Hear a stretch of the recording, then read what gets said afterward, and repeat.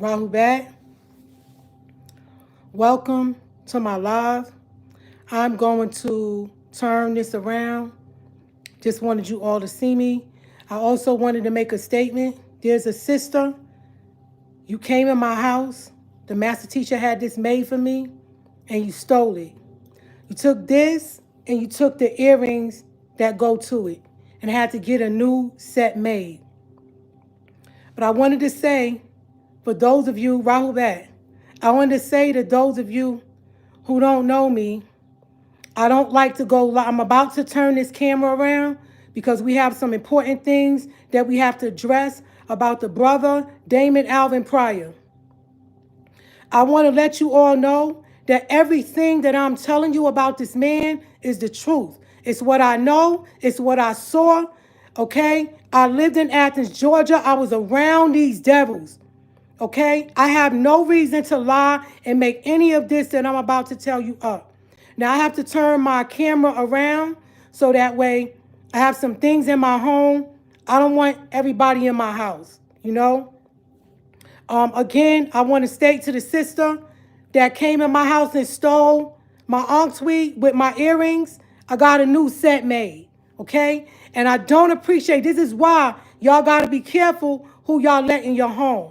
These people are thieves, they're liars, and they work for the devil, okay? Not a devil, the devil who we're fighting against, okay? So I'm going to turn this camera around. Rahubat, Shavuvanin, Rahubat, Hatat Djeye, Atamreye, Rahubat, Ansar, I can't see what your name says. All right, we're going to turn this around and get into it, all right? Wadu. And thank you for tuning in. Turn my camera around. All right, let's get into it. I got to get my headset. We have a lot to cover today, and I want to let you know, I want to let you all know that I appreciate you tuning in, and I appreciate the support. And those of you who care, this has been a long journey. Rahubat Nafir Ba Ankre Atag, okay, Athar and Kum Musyara. Okay, can you all hear me? Because I'm testing out a new, I have a microphone. I want to know if y'all can hear me. Please let me know if you can hear. I'm waiting for everyone to let me know if you can hear me. Can y'all hear me? Can someone in the chat let me know? Okay, great, great, wonderful. Let's get started. Okay. Anuki Jawif Pa Ashuk in Pa Pa'ut, Wu Kalal Ashuk Kawun Jawaf Neye. Anuki Kasam in Pa Pa'ut, Wu Pa Pa'ut Kawun Kasam in Neye. Anuki Wahu Ameh Pa Pa'ut, Wu Pa Pa'ut Kawun Wahu Ameh Neye. Nekuk Kador Naja, Ameh Kasam in Pa Pa'ut, Wu Kabub Ameh Mushkas Nekuk Kador Kawan Kalil Pafaf, Nekuk Arud Jawif Pa Pa'ut, Ameh Wase, Ameh Aradni, Kawun Leye, Bakoi Jawif Pa Pa'ut, Anuki Yabed Bi Yeh Nefasni, Pa Pa'ut Kawun Anuki, Pa Pa'ut Kador Nakuk Kador, Pa Pa'ut Amul Nakuk Amul. I would like to start off with our proclamation, and then we're going to get into it. Again, Ms. Yaru, I apologize for the time, but it is that it's 9 a.m. during chant time, but you all can make up your chants. Anyway, the master teacher said one good chant is better than 1,000. So let's start off with our proclamation. O Nawapians, look at those who cheat and speak untruths, yet they still claim to be one of our loyal populace. We true Sabaeans have these proclamations. 1. Do not tread in the path of Isfat, evil, on his highway of lawlessness. 2. Do not lie about Wu Nawapu by rejecting Pa Manzal Nazdar Amunababrae Akakta Zetwi. 3. Do not lie using our creed of truth, Hakek, by ignoring the facts. 4. Do not lie and claim you are a true lover of truth unless by practicing it. 5. Do not lie and say you can be trusted and loyal to your true race, Nuwapians, when you are not. 6. Do not lie and say you are the peacemaker when you are indeed the source of arguments, fights, and gossip. 7. Do not lie and commit atrocities by rejecting ma'at, reconciliation, when other Sabaeans wish to make up. 8. Do not lie and say you can be trusted while you sneak around violating all that you claim is best for our people. 9. Do not lie, deceive, cheat by acting and living in the image of this beast man of sin. If you undertake these responsibilities, let it be known by your actions. Well, I like to say Rahubat Aniya. Rahubat Aniya Mumrar Musbatu Munwapu Muisar. Rahub Pa Munsaru, that means greetings to the Ansars. Rahub Pa Munbatu Takwun, that means greetings to the Nubian nation. Wu Rahub Pa Musbatu, that means greetings to the Sabaeans. And yeah, I know we could say Rahubat. You can say Rahub. That means like, hey, greetings. It's a short term. And I already went into why the language is switched. Y'all can get with the administration. I have a few announcements, a few public announcements before we get into it. Today, this legal update is about Damon Alvin Pryor, who calls himself Duswa York, okay? Also known as Hawkeye.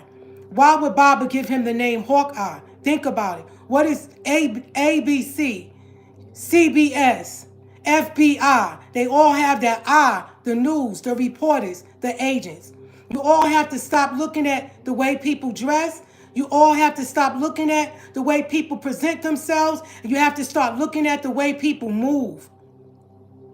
Okay? Because these are demons. These are agents of the devils. Now, before I get into this, like I said, I'm going to put my foot so far up Deuce's butt today, he is going to taste the nail polish on my toes. I promise you. Okay? I have recordings.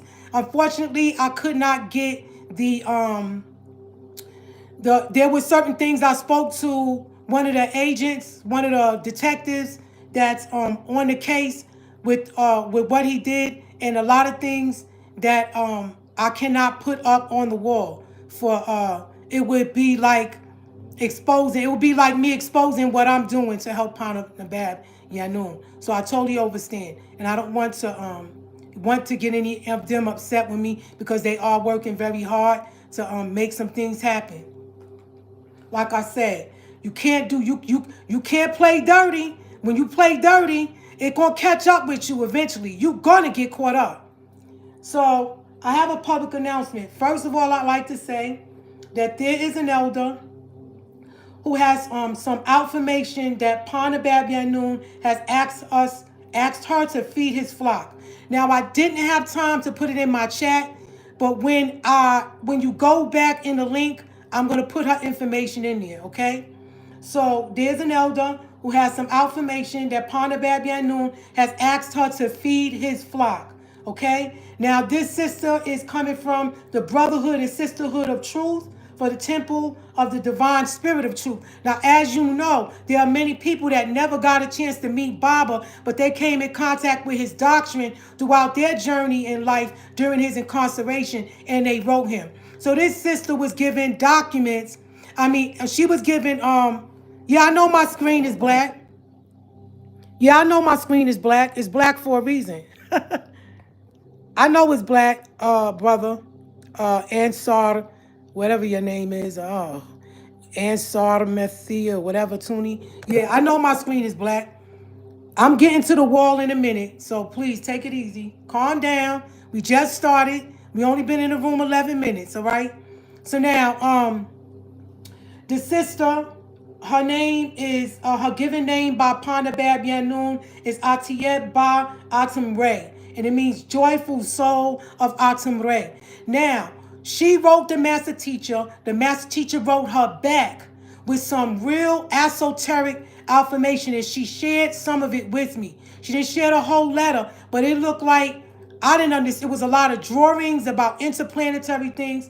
And she was told to feed, Baba told her to feed my flock. And he gave her names of sisters in the office to reach out with, and you know how they are in that office. They think they're better than everybody. Oh, I'm the royal this and that, and they want you to kiss their behind and suck up to them. But that's not how we do one another. We are family. No one is above nobody else. And those of you who know Baba know that any woman in his family or any women in his family that ever mistreated others got the boot.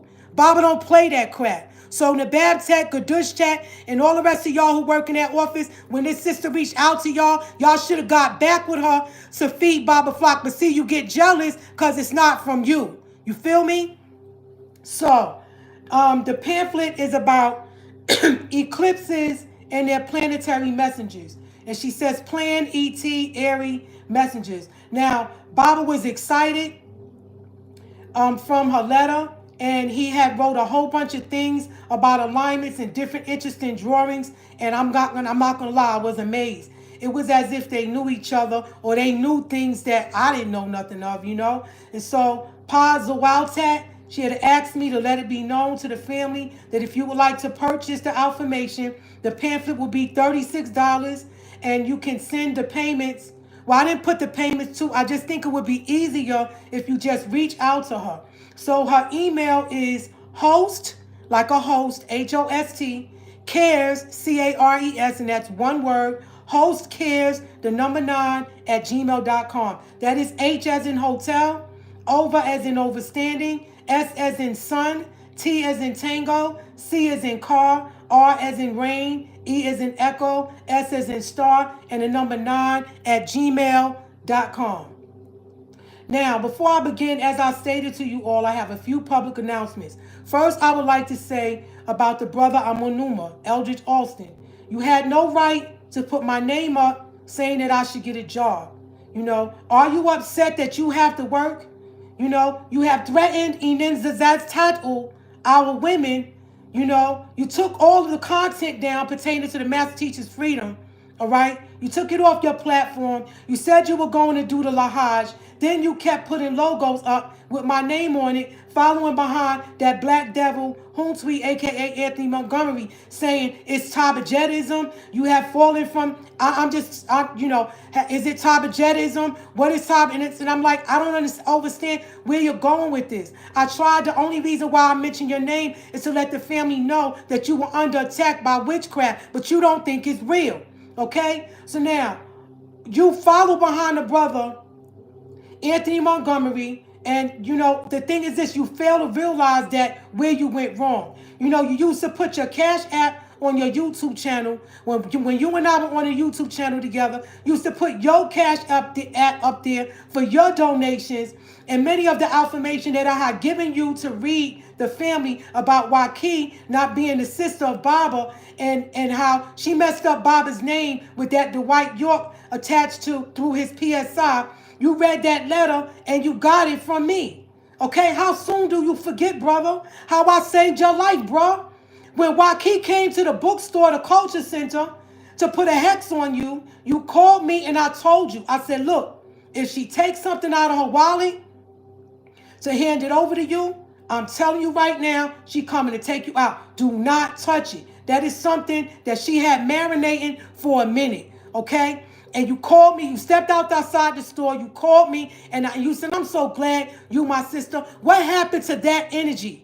What happened to that, brother? 1 minute, you rolling with the master teacher. You know what I'm saying? You agreeing with what I'm saying because you disputing the facts, and you like, why are they not saying anything with this sister exposing these niggas? Why are they not saying nothing? We were on your channel. Everything was bubbling. Then you took it down when I spoke about gatekeepers and brothers being gay. When a brother mentioned something about what a gatekeeper is, I said that's not what a gatekeeper is because the master teacher wrote me about gatekeepers and told me to share it with other sisters. And then he sent it to the office and said, then I said, that's not what a gatekeeper is.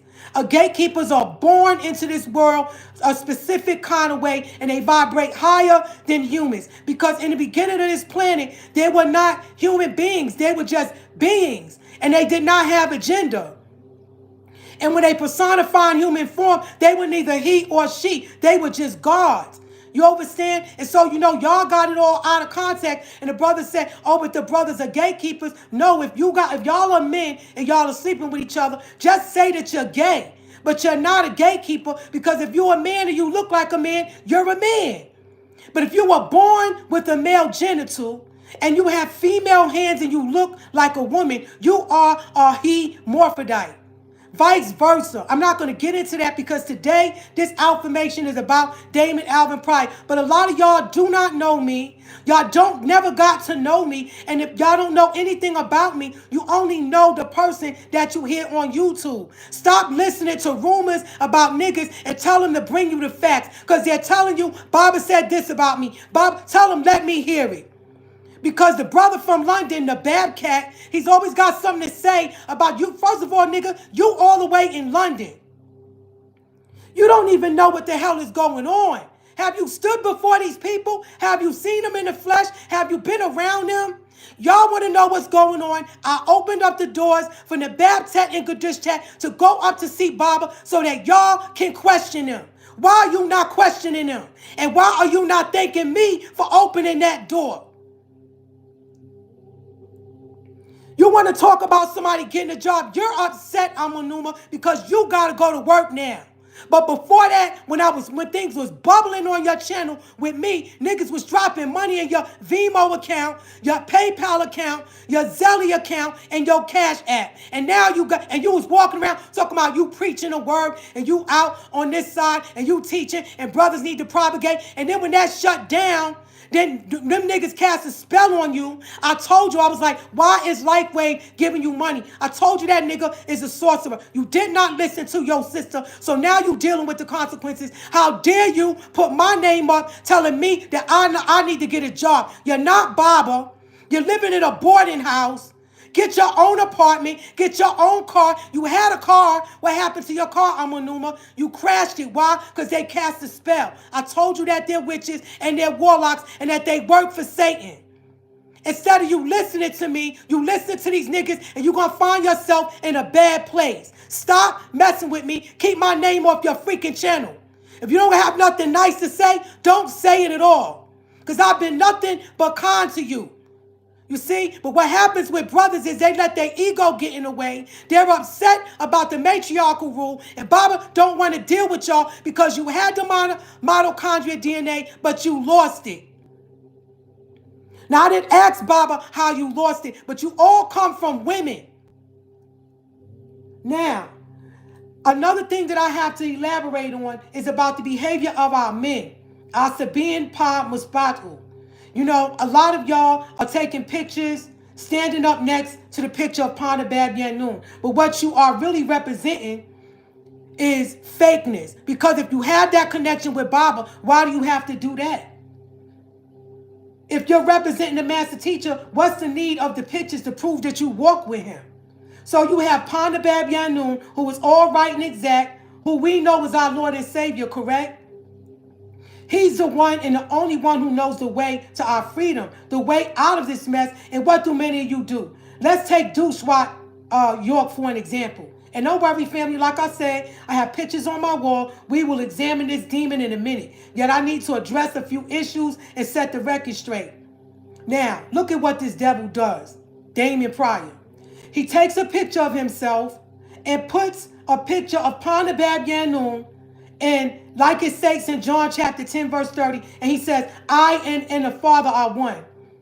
Saying out of his own mouth, when you see me, you see the Father. But what is he really trying to say, or what many black devils in the tribe are trying to say, is when you see me, you see God. You see the trickster right there? He's behaving as a devil to deceive you into believing that he is one with the master of heaven and earth.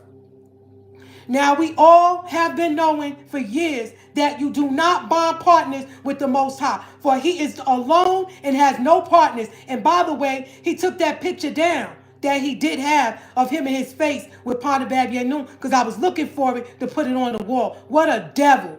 I hope I'm not losing you all and that you can feel and see what I'm saying. You see, because I study people. There's a difference. I sit back, I observe, and I know many will say, yeah, but in Psalms chapter 8, Psalms chapter 82, verse 6, Bible says, I have said ye are gods, and all of you are the children of the Most High. Panabab Yanun does not share his divine attributes with no one. There is no one here on this planet that has the abilities or the skills or the spirits that speak through him to teach us. So as I said, to bond partners with the master of heaven and earth is a demonic, prideful, and evil thing to do. That's what the devil did. To be envious of our intergalactic brother and master is a sign of envy and jealousy, as well as an attribute of your father, the devil. To post your picture and suddenly take a picture next to the master.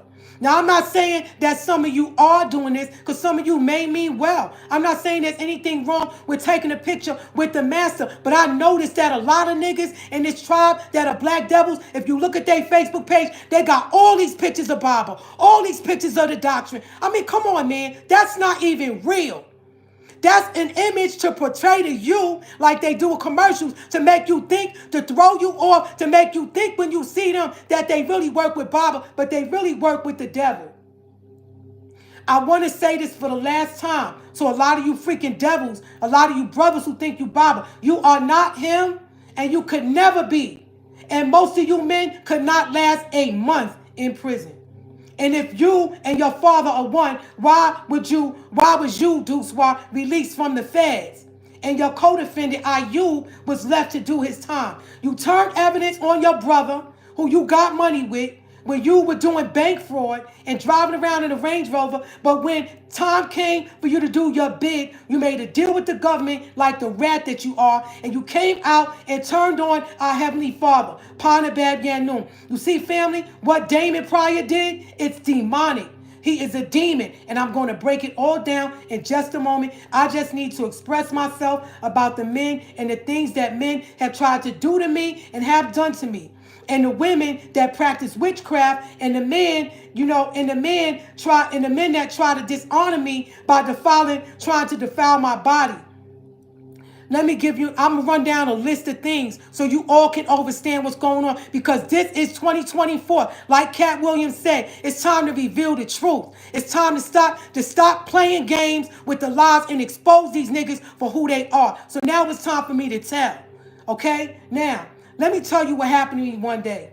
The brother Leon, y'all know him. He's a police officer. I don't know what AEO names he goes by. He threatened to put me in handcuffs one time when I had a disagreement with the sister Tiki in Wanchella about serving soda in the Pryor in Athens, Georgia. When Baba said, stop drinking the soda. He said, because there's blood in the soda. And I had asked Baba about the movie Golden Child. Back in the Ansarullah days, he used to play it all the time. And I said, why are they trying to give him blood? And Baba said, because blood makes you vulnerable to Satan. So Baba said, stop drinking the soda. Stop eating, drinking the milk. Baba said, stop eating the bread. He said, and I would tell you other things, but I can't from in here. Because there's certain things that, because of where Baba's at, he's at a supermax, there's things he can't reveal to us from here. And he told us to fast once a month for 3 days. But he just said to drink liquids for 3 days. Like take your food and put it in a blender and drink it in a liquid form for 3 days. Because what that does is kill parasites in the blood and in the body. So with the chanting and with you cleaning your body out once a month and following a healthy diet, you can line yourself up through the power of prayer and the chants. When you got niggas in this tribe telling you, oh, like the brother from Step Ahead of the Sun, he was cursing one time on his channel and said, get the F off my channel. If you don't like it, get the F off my channel and go chant. That's what he said. And I took that as an insult, but I didn't say anything. But I was like, see, these are the type of people that they don't pray and they don't line themselves up. And when the time comes and it's time to leave or it's time to do certain things, they're not going to be ready. They're going to get left behind. Don't let nobody tell you that prayer is not important, because any reverend, any preacher, any good Christian, or any person of the monotheistic parts of religion will tell you how powerful prayer is. The prayers are important. Get off the freaking internet with these niggas chanting, all right? They're demons. They're here to take you off the path of the Most High. And like I said, I'm going to get into it today, but I need to express some things to you. Now, I'm going back and forth with the sister Tiki and the sister Wanchella saying, yo, y'all, Baba just said to take the soda. She said it's ginger ale. I said it don't matter. It's soda. And while I'm arguing, going back and forth with them, debating about the soda, a little kid comes up and buys a can of soda and they give it to the child. And I was like, look at these freaking devils.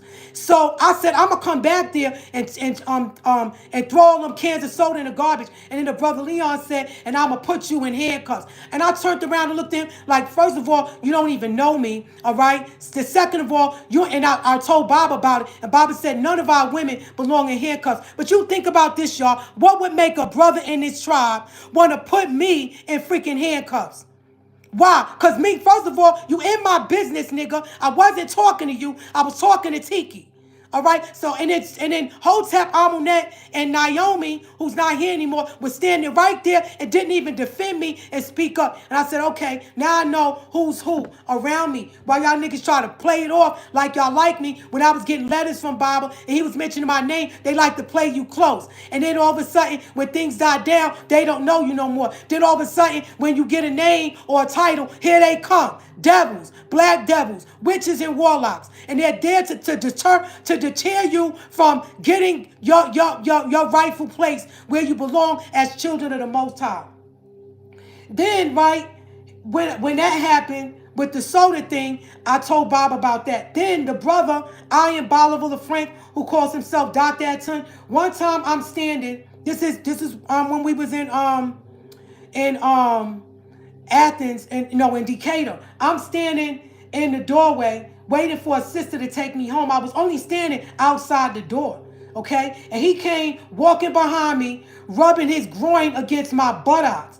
You know what I'm saying? And I was like looking at this nigga because I couldn't tell who did it. And then when I turned around, he grinned and tried to smile, but he walked away from me real fast, so I couldn't say anything. I was like, you know what? I was like, it's all good. But at the time, I was working on stuff and traveling back and forth to Washington. I didn't want to upset Baba. It's like, it's all good. I can handle it. I was like, the next time that nigga touch me, I'm going to poke him. And I bought an ice pick. And I know we ain't violent, but I was like, these niggas going to get up off me. He never did it again. And it's funny because when I had it with me, nobody stood near me, touched me. It was like as if they felt or knew that I had a weapon. But I was like, I'm not going to let men disrespect me and touch me because they see me by myself. Then one day, when I was in Athens, the sister Madia's husband, Hotep, who does the paintings and the drawings, he's also a part of the triad. He had a store that was next door to Bilha and Tron's store. She had a daughter in there that was working in there named Gudda, right? I'm be honest with you, she looked slow. And she had real straight hair and she had thick glasses. So I went in there to pay for an order from the brother because he used to make the t-shirts with the deities on them, and I used to tell him, y'all want stones in it. So while I was in there, he said one moment, he went in the back. So, excuse me, I was like, okay, this brother taking too long. So I left out, went back in the store, and then I waited a while, and then he came to see. I said, I'm going to be next door. Just let me know when you're ready. Then he came and was like, he's ready. I made my payment and stuff, and she went and told that brother's wife, because she told me, when I came back in the store, she was looking at me funny. She went and told that brother's wife that I was trying to come on to her husband.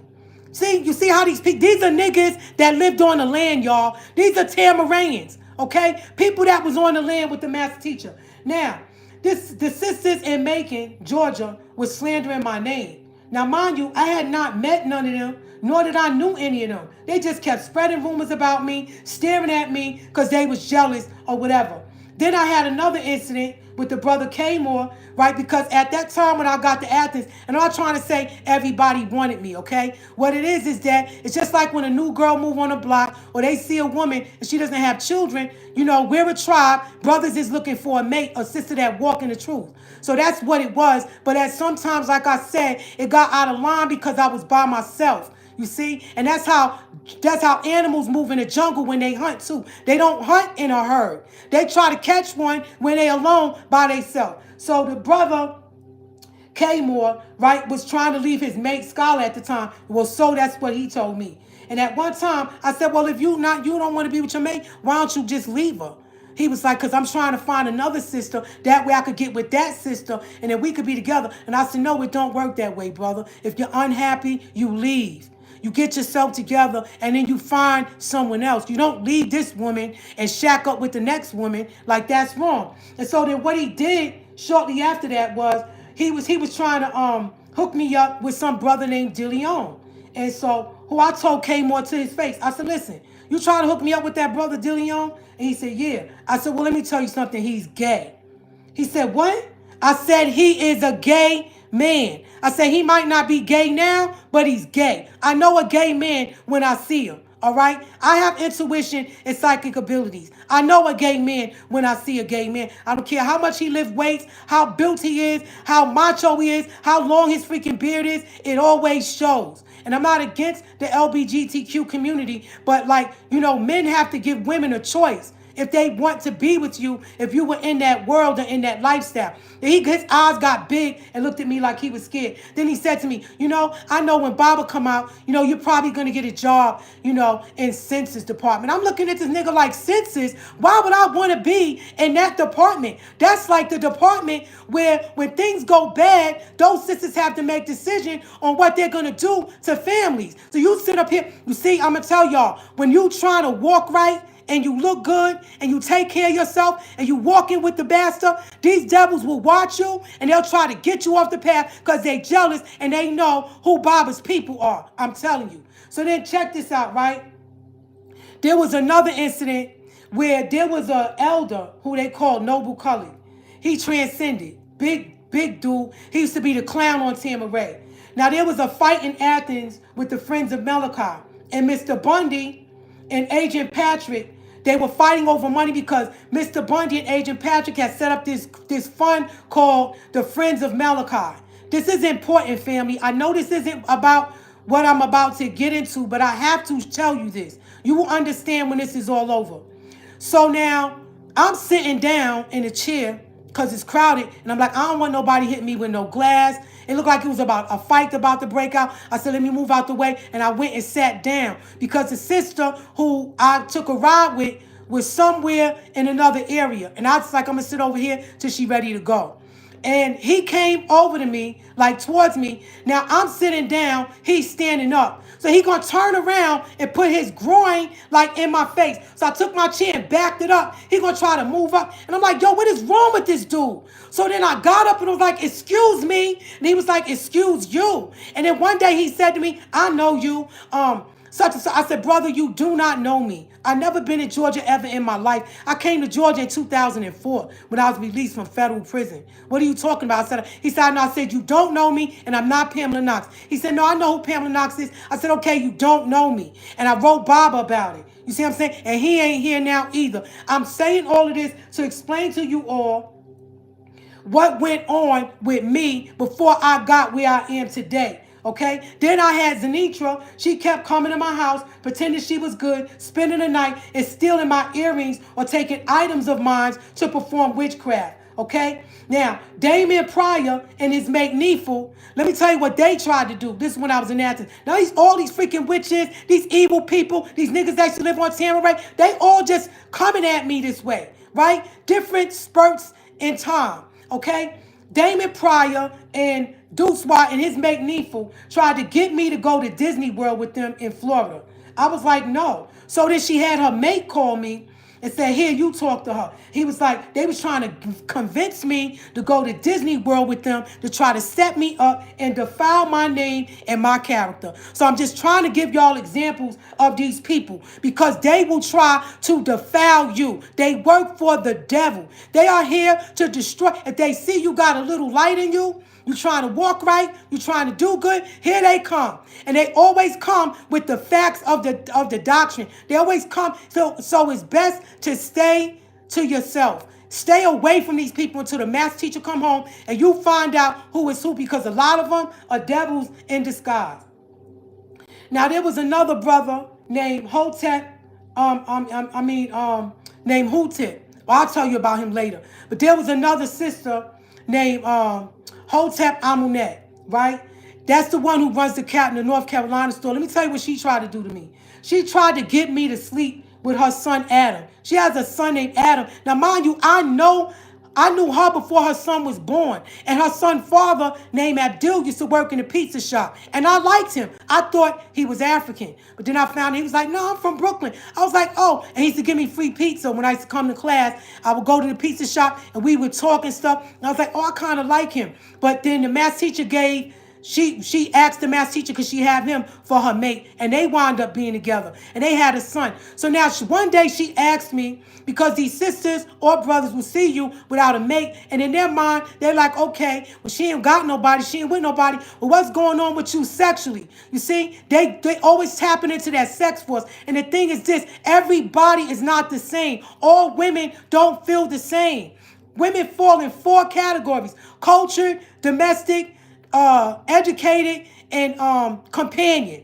And that was in the sex life of a Muslim book that Baba wrote back in the days. All women are not the same. All women don't feel the same about sex, about men, about reality, and that everybody's journey is different. So you can't compare me to you because you may be horny. That doesn't mean that's how I feel. So she told me, she was like, oh, my son, he wants his hair braided. I said, well, why can't his sisters braid it? She said, girl, they don't know how to braid hair. She said, even I don't know how to braid hair. I said, okay, well, how much he gonna pay me? She was like, he got a few dollars, he working. And I said, where he working at? We talking. And I said, okay, tell him he could come by. I'll twist up his hair. That's like my son. That's not like somebody I want to sleep with. So when he came to my house, he was uncomfortable. And I was saying to myself, in my mind, like, is everything okay? But I didn't say anything. I twisted his hair up for him.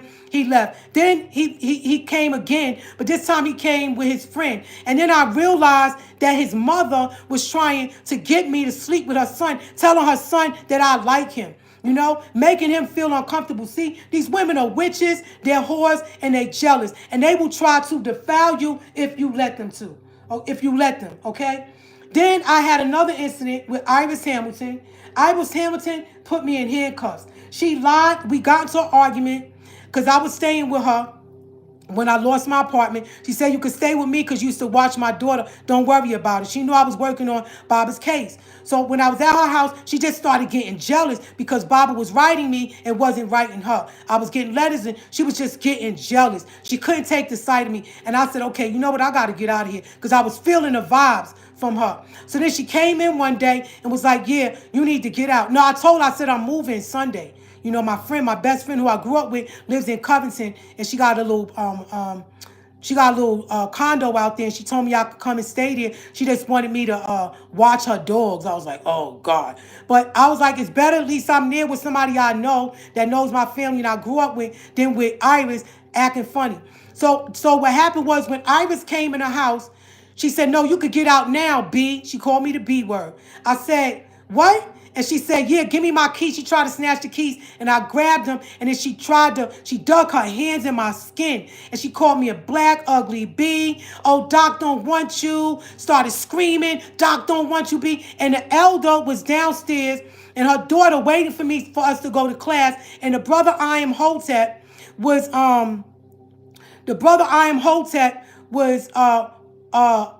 Mental Hotep was down. Him and somebody else, a few people were going to D.C. and I was taking a ride out there to meet with a Democratic council. So the sister was waiting for me. So when I went down, the elder was wondering what was taking so long. So she came upstairs, and when she came up, Iris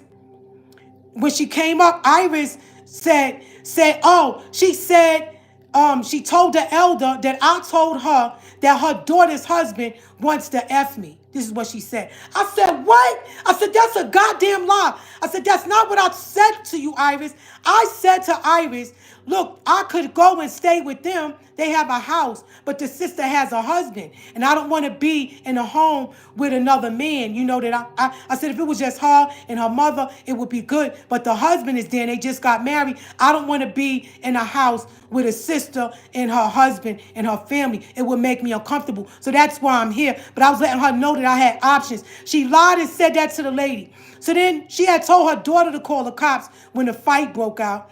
And then when the police came, I went downstairs, we went outside, and I showed the officer was talking to me, and then he was talking to her. And I said, no, that's not what happened. And then he said, I said, look, she got blood on her shirt because she dug her nails in my skin and I keloid. I still got the mark on my arm. And the officer said, yeah, but the woman, the elderly woman, said that you started it. I said she wasn't there. You see, Iris, you see how the devil worked? So they teamed up on me and they handcuffed me and put me in the DeKalb County jail. And then what happened was Baba must have felt it. He called the house that night, that Wednesday night. It happened on a Wednesday, and said to the sisters, go and get Tabitjet out of there before they try to kill her.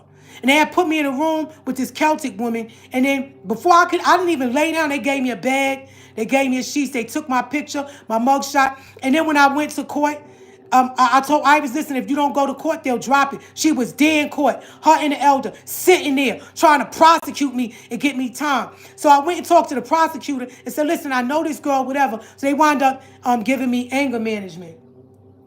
Then there's another sister named Miriam. Y'all know her. She's the one on Facebook that's going around with my picture saying that, with the mugshot of me, saying I'm this and I'm that, trying to slander my name. Well, you know, it was told to us in secret that she was HIV positive, but it was because Nefu, Elizabeth Westbrook, had worked at State Farm. And in State Farm, when you work for insurance companies, they have the HIPAA law. You have to sign papers that you won't, you know, whatever. And she pulled up her medical chart and found out she was HIV positive and spread it around. But then Miriam tried to say, no, it's HSV, which is, HPV, human papillomavirus. I said, well, what the hell is that? And I looked it up and I was like, oh, okay. And she said, that's what I got. But I tell you this one, and it was just a bunch of drama going on, in-house fighting amongst them. And they kept trying to drag me in their stuff. So Miriam was still messing around with her youngest daughter's father, Keturah, and was trying to get him to sleep with me. And the brother kept calling me. Then he was like, send me a picture. I was like, what? And I was like, nah, I don't think so, bro. He was like, what's the matter? You scared? And when I had moved to Florida shortly after that, then he said, I'm coming to Florida. And in my mind, I'm like, so what? You know, what you think? You gonna sleep with me? I was like, I don't think so. So they was trying to get me infected. You see, because he was sleeping with her, and I'm pretty sure she told him he knew he had it, and he was trying to infect me. Then I told you about what's the names?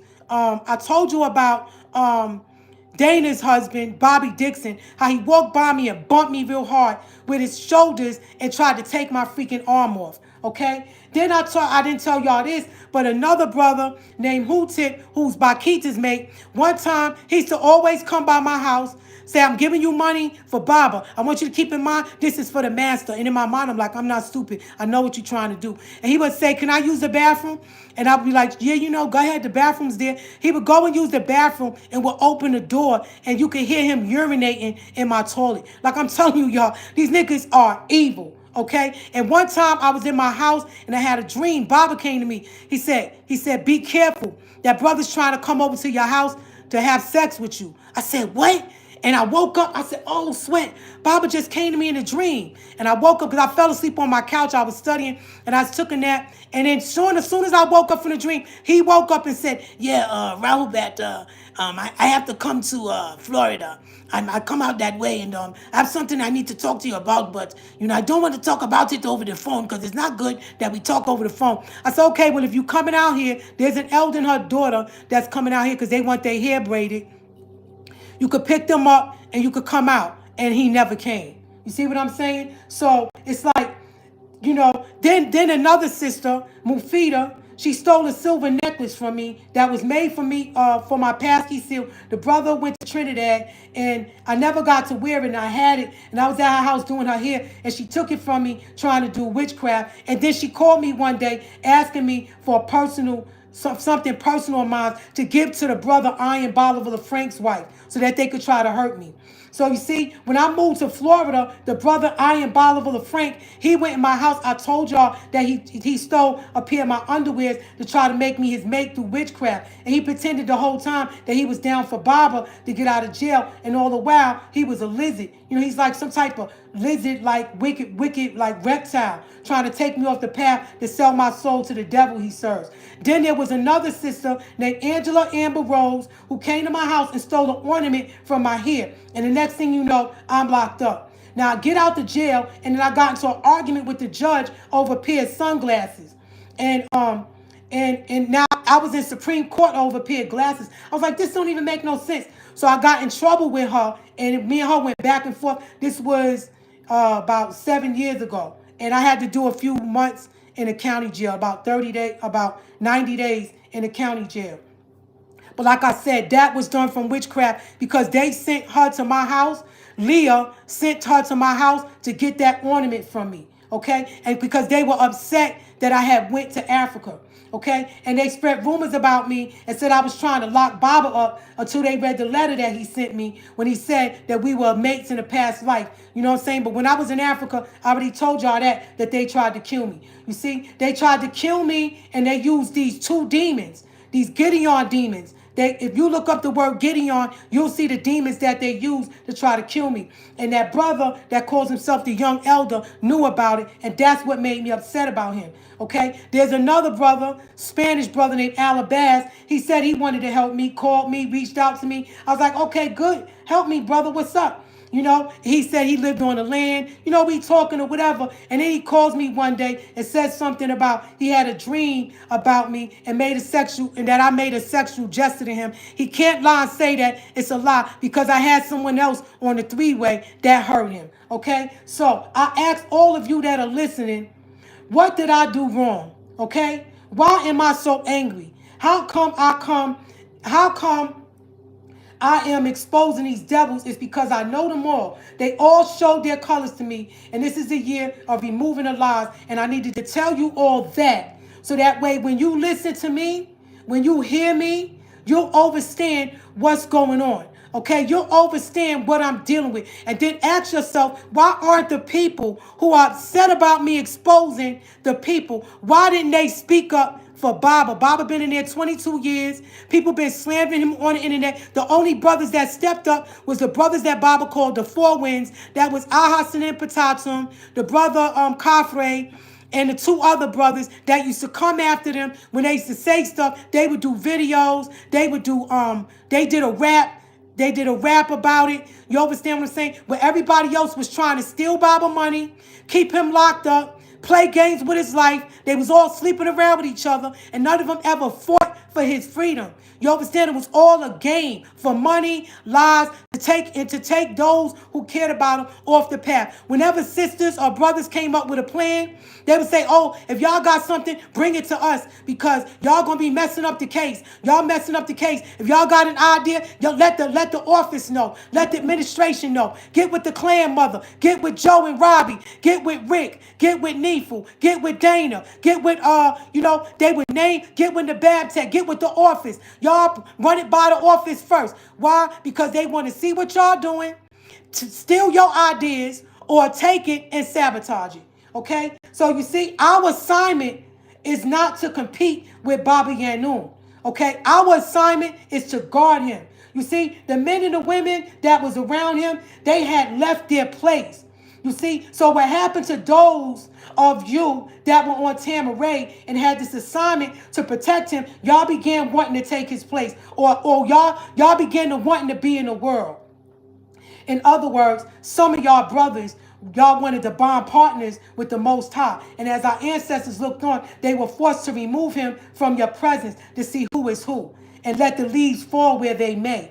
Whether you left with your high-paying jobs, whether you left with other organizations, whether you left and got caught up in the world, whether you left and became a rapper, whether you left and became a doctor, whether you became some kind of selfish commodity, whether you left and stayed in the old schools, refusing to move on, claiming that Bob is not incarcerated. He's not writing the books. You see, it became all about you and what you wanted and not what he came to give. You feel me? So I had to tell y'all that about me so you understand what I went through throughout these years and even what I go through now with these niggas trying to slander me and lie. Ask them, what did she ever do to you personally? And why aren't the people that I'm speaking about speaking up? So now, it's something else that I need to break down to y'all because it's my job, just as well as Baba's job, to help save the lost sheep of the house of Israel, Ishmael. Now, I have to drop this science to y'all. So those of you who are new And those of you who are not new, or those of you who don't understand what's going on, you can understand what's going on, and then I'm gonna put my foot up Deuce's butt. Okay? So now, let me explain something else to y'all. Hold on. So now, Baba used to say this many years ago in the book of Matthew, chapter 13, right? There's a parable. Now, this is very important because the master, Panabab Yanun, used to speak about us and the members of the community and people in the tribe. And he said that the reason why Ray Ha-Aketswi spoke in parables was because it was a skill that he learned while he was in Egypt. And he did not come for the whole world, and he didn't want everyone to know exactly what he was talking about. So there were times that during the congregation, when he went about teaching, he would drop jewels to the disciples, and some of them didn't understand. And he would say to them, if I wanted you to know what I was saying, don't you think I would tell them? Meaning the people when he was speaking to the congregation. So he said, okay, let me explain something. He said a sower went to sow. And when the sower went to sow, some seeds fell by the wayside. And then the fowls, meaning the birds, came and devoured them up. He said some fell on stony places. If y'all don't know what a sower is, that's the people that plant seeds to grow a harvest. He said so some fell on stony places where there was not much soil. And when they grew up, it wasn't in depth in the soil and the earth. And then when the sun came up, they got scorched. And because they had no root, they withered away. Did some sowers sow? He sowed some seeds and they fell amongst the thorns. And the thorns sprung up and choked them. Right? You know how weeds do when they grow, they choke the other plants. That's why people, when they have a garden, they want to pull the weeds out because the weeds come and they wrap around the flowers and they suffocate them and choke them and they die. So he said, so when the sower went to sow, some fell in the good ground and brought forth some fruit, some 100, some 60-fold, some 30-fold. So the disciples was confused and they said, but why are you speaking in parables? He said, because the people's hearts are waxed cold, meaning that the people were becoming more wicked than ever. So let them hear and not hear. Let them see and not see. But for those of you who can see and are blessed, your hearts, because your hearts are, those of you who can see, it's because you're blessed and you can see and you can hear and you know sound right reasoning and no one can fool you. So the people, now it's breaking down the seeds that was thrown. So the people who heard the word, who heard the affirmation, but did not understand it, and the wicked ones came and cast them away, that which was sown in their heart, which that they knew was true. These are the people that received the seeds on the wayside. Those are the ones that when the seeds was thrown, they was thrown on the wayside. Then you had the ones that received the seeds in stony places. These are the ones that heard the word, and they got happy, right, with joy that they received the word, but they had no root so that they could endure, but they had no root in the community. Right? So they only endured for a while. But when the hard times came, like today, and we get persecuted and lied on and called a cult, and they saying that our leader and our master teacher is this and that, because the words by and by, they become offended and they leave.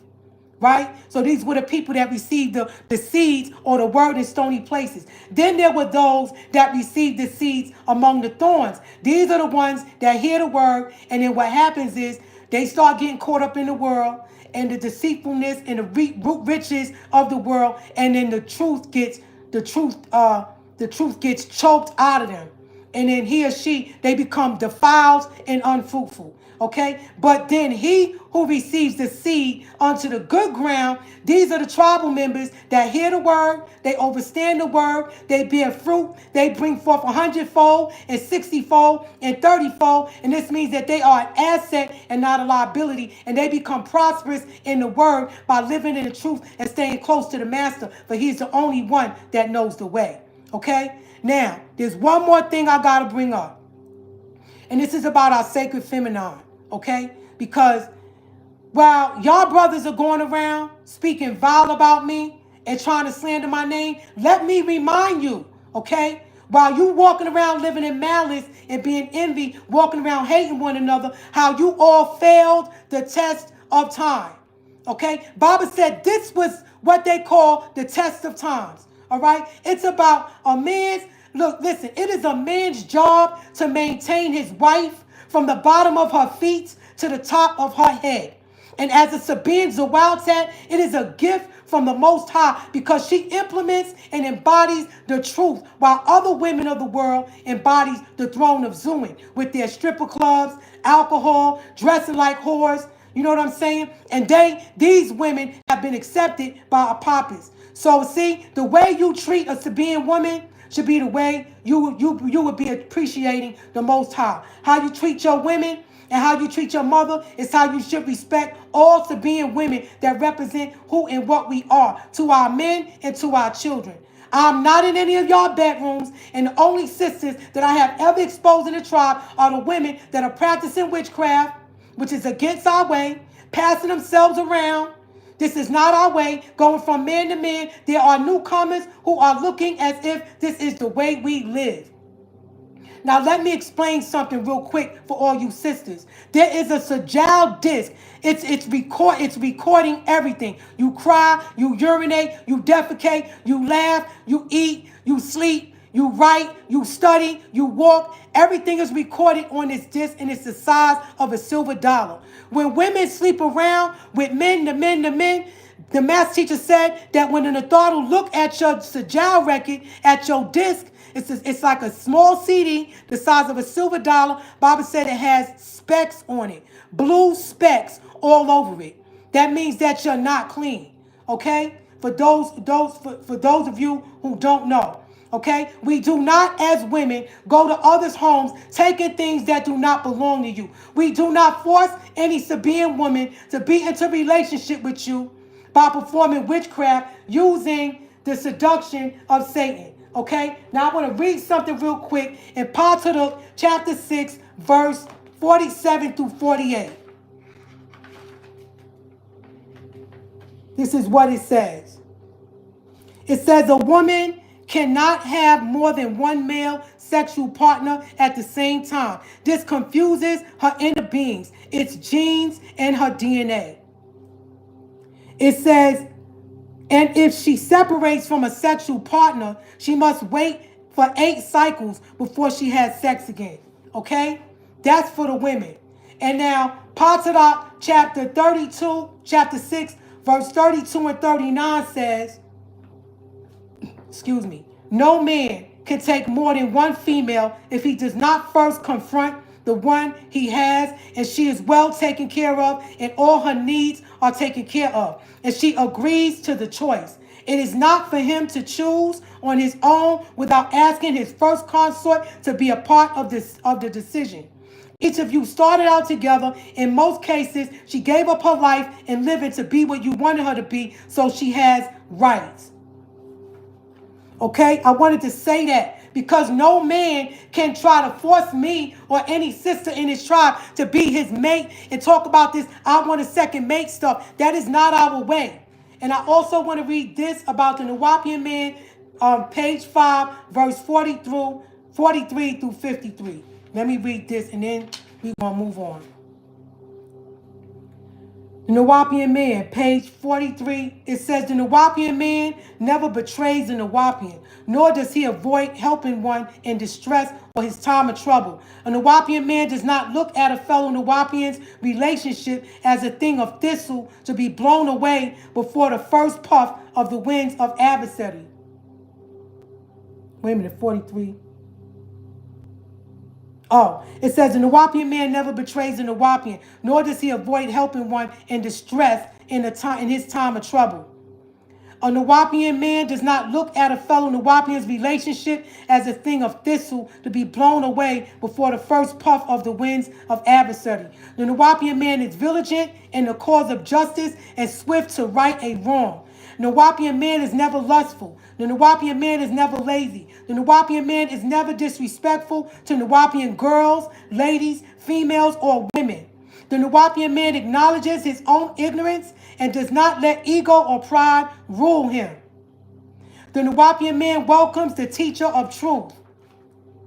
He is ever eager to learn and hear his mistakes and actions and in his misuse of words. The Nuwapian man gives bread to the one who is hungry and drink to the thirsty. He provides a bed for the homeless and provision for the victim of misfortune. Now, the reason why I'm saying that is because, all right, I'm about to get into this information, but I need no, I'll address that later on. Because I got two people on my wall that don't have anything to do with Duswa. I'm going to address that later. So now it's time to get into this Duswa character, okay? Now, first, oh yeah, I forgot. I was getting information about the Empress, right? And at first I was looking at it like a Thanksgiving thing because, you know, the United States, they always put a print in our minds about Native Americans. So I just ignored it. I was actually exhausted from members of our tribe, you know, who were told to leave the old schools where they belong because our journey is Africa. But for some reason, families, they wanted, Baba told me this about the men and the women in the tribe who want to be Native Americans. He said they don't want to go to Africa. So that's why they want to stay here. So to say this is our land, we belong here, we have Native indigenous rights is true to some. But Baba said we're African I'm African. I'm going to Africa.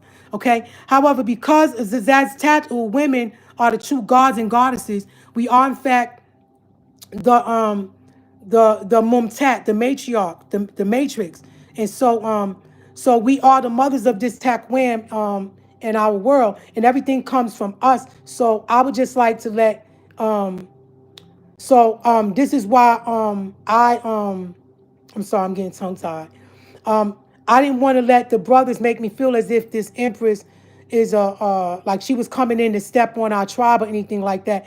When the reality is our love is for our sisters, you know, especially when they are walking upright. And it would be so wrong for me to prejudge something that I do not understand. You know, like I never met this lady. I don't know her, you know. Who knows? We could be related. I don't know. My grandmother's a Cherokee. My father's mother. She was born here in the U.S. You know, and you know, I don't claim anything but Musbatu. You know, I'm African and I'm Egyptian.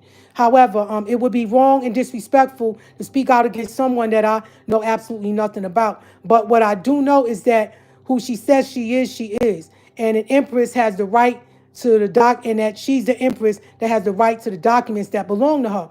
So now, it just so happened yesterday, I got on TikTok, and while I was on TikTok, she was on the forum. And I said, oh, there she go. So I said, let me tap in and listen to what she has to say. And someone asked a question about Duswa.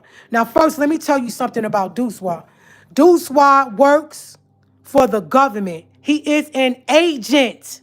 And when Duswa makes moves, he making move because the government is telling him to make those moves. And I'm going to prove it to you. Okay? Duswa is a federal agent. He works for the FBI. He got out out of prison because Jacob York helped him get out. Jacob York and Duswa are gatekeepers. They are demons. They are not humans. I don't care how human they look. They are not. Okay? Jacob is the gatekeeper on the north, and Duswa is the gatekeeper on the south. Okay? So I'm going to break that down too. Okay? Because what they have to do with the master teacher is they have to have him surrounded by evil on all four corners. So Jacob is the demon on the north. He's a pedophile, and that's what he did. Duswa's the gatekeeper on the south. He's a pedophile and molested and raped children. That's what he did. Joaquin is the wicked witch of the west. She holds that gate over there and those witches that work with her. And her daughter, Fatima York, is the wicked witch of the east. And they have the master teacher surrounded on all four corners. Their job, they work for Satan. They work for a Apophis. I'm going to get into it. But I need y'all to hear what this empress said because I recorded it. I want y'all to listen to this. This is what she said about Duswa. And she said that something wasn't right about his energy, too. Okay? And Duswa, the reason why he met up with her to go get those documents is because somebody in the higher ups in the principalities of darkness saw this woman with this paperwork and knew that something was going to happen where she would be able to get Dr. Malachi Z. York out because of her status as a Cherokee and an empress. And they went and used him, and he went and got with that lady and destroyed it. Okay? And I'm going to prove to you that what I'm saying about this nigga is true. And I'm going to tell you something. Whoever did that to that empress lady, whoever initiated it, when the master teacher come home, we going to get down to it and find out who you were. Whoever initiated Duswa, and to get, because see, they work together. Somebody told him, the government told him, he got with other people, they linked her up with that woman, and it all failed. So he tried to make people think that he wanted to work for Baba, but he didn't. Check this out. Yeah, I'm gonna explain how Ayub died too. I'm explaining that. Okay, check this out. Because I recorded it. Hold on. Where's my book? Because I wrote the recording where the recording is. I wrote it down on a piece of paper. Okay. Empress is recording number 29. Okay, yeah, hold on. Let me get that for y'all. And y'all can hear what she said, okay? Hold on, let me back it up. Oops. Oh shit. 28. Did it get deleted? Sure. So. Oh shoot. Hold on, y'all. Fearby. Do you have your oh, you know what? I could send it. Okay, can y'all hear me now? I'm sorry, I know I went out. Hold on a second. Hold on a second. All right, can y'all see me? All right, look, I know I went out, but I'm going to go on my email. Oh, hold on. I'm going to go on my email and let y'all listen to this because this is important.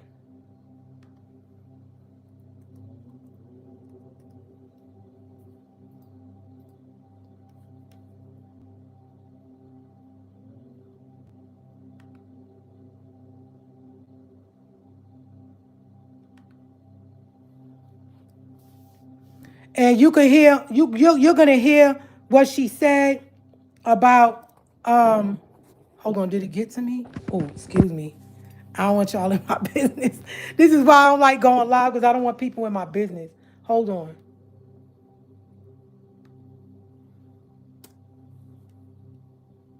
I don't know why it ain't coming up. 1 minute. Hold on, y'all.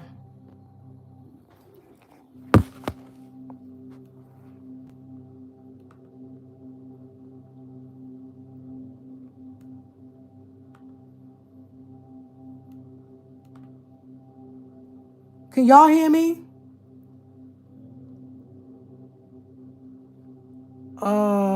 Inbox. I don't know, it's just taking a while to come.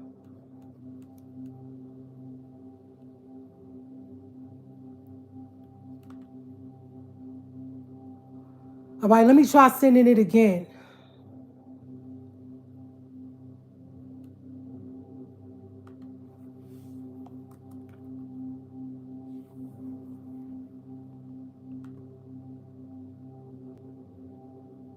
For some reason, it's not coming up. I don't know, y'all. I'm telling you, they be messing with my emails and everything. Why? Oh, okay, wait a minute. I thought I saw it. Hold on. Nope, that's not it.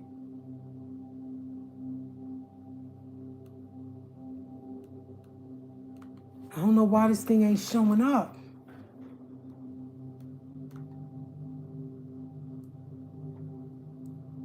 Yeah, y'all right. Y'all know what it is. Don't switch. Hold on, let me go. Let me refresh my page and see what happens. All right, let me try to send it again. I'm going to send it to somebody else. Email. Okay, this is what I'm going to do. Okay, can y'all hear me now? Yeah, you're going to go out when I have to go on here and send this to somebody else and then have them send it to me. Cuz I want y'all to hear this what she said. She said Duswa energy wasn't right. She said that they went to take care of something for Baba and that it didn't go well. And so that's probably why the young elder kept saying that Deuce Wild was holding on to documents or whatever. Because like I said, I don't get involved in that Native American stuff. Hold on, let me Hatet to JA. Can y'all hear me? Can y'all hear me?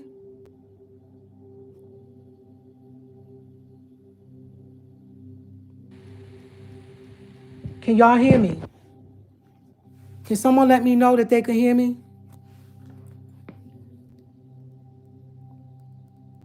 Can y'all hear me? Okay. All right. So I just sent it to a sister. We just gonna move on. All right. So now, cause for some reason, all right, Hatet to JA, I sent it to you. Just send it back to me and let me know when it's sent. Okay. All right. So now, the question was asked about Duswa, right? And she reached out. He reached out to her, and she did not know anything. But listen, and uh, uh, she said that she didn't want it. She said she never met Baba, Dr. York. She said she doesn't know him. She never heard of him, but maybe Destiny made it so that she knows of him now. She was very respectful, and she said that she got some documents from a judge and that she didn't even know what she had in her hand. She said she went to Egypt. She had some paperwork and documents, and that someone had asked her to meet up with Dushwa, and that he wanted some. He came and said that she could get Dr. York out of prison. She said she sent the paper off. It got signed in London by the judge. Then she met up with Dushwa. They went. She said they thought because Dushwa was trying to make people think that he was going to get Baba out of jail. And she chose her words wisely. And she also said that she knows when someone is trying to run game, steal money, and lie. Okay? And like I said, I had the audio, but as soon as I get it back in my thing, I'll let y'all hear what the Empress said because I recorded it. Okay? And so just saying, like, Duswa, he's a douchebag. He's a dirty, low-down Damon Pryor. And, just like the young elder said, he's running game. So now it's time for me to put my foot up his butt. First, let's look at his name. It's an evil spirit. The name Damon represents an evil spirit, a devil, or especially one who thought to possess a person or act like a tormentor of hell. The name Damon also means a fourth demon is a forceful, evil, skillful performer of a special act. And as I said to y'all before, Jacob was the one that worked with him to get him out of prison. And it was said that, y'all know the story about Yaqub. So now let me tell you who they really are. And like I said, they are gatekeepers. Duswa was sent by Satan to guard the south gate, and Yaqub was sent to guard the north gate. And Dale Elaine Brown was sent to guard the west gate, along with Elizabeth Westbrook, who was his mate, and 12 other witches. And her daughter Fatima York, Mary Elaine York, she was put to guard the east gate. And the center would be the master teacher in the center. And so they wanted to make sure that the master teacher was surrounded at all times on all four directions by evil. And their aim was to remove him, before the coming of the Messiah. See, anytime you ever see Duswa making a move, I'm telling y'all now that it's coming from the government. Now, you all have to realize what we are really dealing with here. And this is the principalities in high places. But you see, they put their little demon, that little demon that they put there, he made a mistake. He made many mistakes. And I'm about to expose it all today, y'all. Now, they are parts of a tabernacle of the devil or the gatherings of Satan. So they will say they work for Baba and they will wear our garbs, yet they are the tabernacle of Satan. They are incarnate in the flesh. And the master teacher came to warn us about them, these devils in human form. You all are helping this demon. Those of you are helping him. You are talking with this demon, listening to him. But in his heart, he is with his father, the devil. His name is Damon. So listen up. He has a contract direct with the devil himself, and he has had this contract from the very young age. And in a minute, when I go to my wall, I'm going to show you who he really is so that you all may see who and what represents a demon. And the biggest lie is the internet. How the spell of Kingle was cast, it was done through telling lies to your vision, through the television, commercials, music. And if you listen to their calls that they have, they always try to use music in the background. Why won't they talk to you without the music or that voice from London? It's all a part of their spell. These devils will lure you and then hand you over to their father, Satan. He was trained from childhood to be what he is today, and he's an agent. He's not just an agent for the FBI, but he's also an agent for Satan, an agent for Zuin, or a Papist, or an Egypt who is depicted as that giant python. Hold on, why is somebody trying to call me? He is depicted as a giant python, a Papist, that dwells in the bowels of the earth where the sunlight does not filter through. Okay? So now, a Papist in Egypt was the embodiment of darkness and evil and chaos, the dark enemy of the sun Ra, who is the bearer of the sun. Because y'all know Amun Ra is the bearer of the sun. He's the Egyptian deity with the sun over his head. So they say in Egypt that a Papist comes into action in all stages of Ra's celestial journey in order to obstruct him from dusk till dawn, meaning that he works day, he works night to destroy the destiny of God's chosen people. Now, Damon Pryor, I'm telling y'all right now, he's cold. Damon Pryor is evil. Damon Pryor is a devil. Now, I went to the ambassador to see Ambassador Nathaniel Barnes, right? And when I went to see Ambassador Nathaniel Barnes, after I spoke with him, he said to me, "You represent your tribe and you represent Dr. York very well." I said, "Thank you very much." It was me and the sister Saada. I'll post that picture another time. And so before I left, he gave me the picture of two attorneys. One lawyer was named Fire, and the other attorney's name was I forgot. And so I had called Neeful at the time, who I thought she left him because this man molested her daughter. And I got that recording too. I'm gonna let y'all hear it all. And so what happened was she called Duswa and told him, his name was Basil at the time. She called Damon Pryor and said, "Listen, Tabitjet got the connection with the lawyers. Let me give you that information. You need to get to Liberia." He ran down there, lied to the government, and said he was Dr. Melikazi York's son. So what happened was the government called the brother named Rico and asked Rico, because Rico was the one that was affiliated with Ambassador Nathaniel Barnes. I only went because Baba told me that I could go talk to the ambassador himself about his diplomatic immunity. And I did. And he did confirm that Baba was a diplomat with full immunity. So Duswa, Damon Pryor, ran to Liberia, and when he got there, they locked him up. And then somehow he must have contacted the embassy or whatever because he lied and said he was Baba's son. He's not Baba's DNA son. I'm telling y'all right now. After he got out of Liberia, then he left and went back to Ghana. Okay? So I'm telling y'all now, he's not Dr. York's son. And he's an agent. He's an agent for the government and he's an agent for the devil. Now, I don't know if y'all all remember when he came up with that idea about the tribal IDs. What was that all about? It was to get your name. It was to find out who you are. And it was to report back to the devils. Then he used each and every one of your pictures to do satanic spells so that he could win you over for your money. So that whatever he said to you, y'all will believe him. Each one teach one. He used it and did that. And if you listen to their tribal calls, like I said, and you log on, they ask you, have you gotten your tribal IDs? You see, it's right there, how they all work together. That's how you know that they all live for, of, and by each other, and they work together. And they talk that love and unity crap with us whenever I'm telling y'all the truth. Oh, I'm causing dissension in the tribe. Oh, I'm bringing separation. No, I'm telling y'all the truth. This is real, what I'm telling y'all. Y'all need to listen. One day, Sakina, I had to call Sakina, right? Because she had gotten that attorney Tucker. And if you look at his name, all you got to do is put a line through the letter T and what word you got.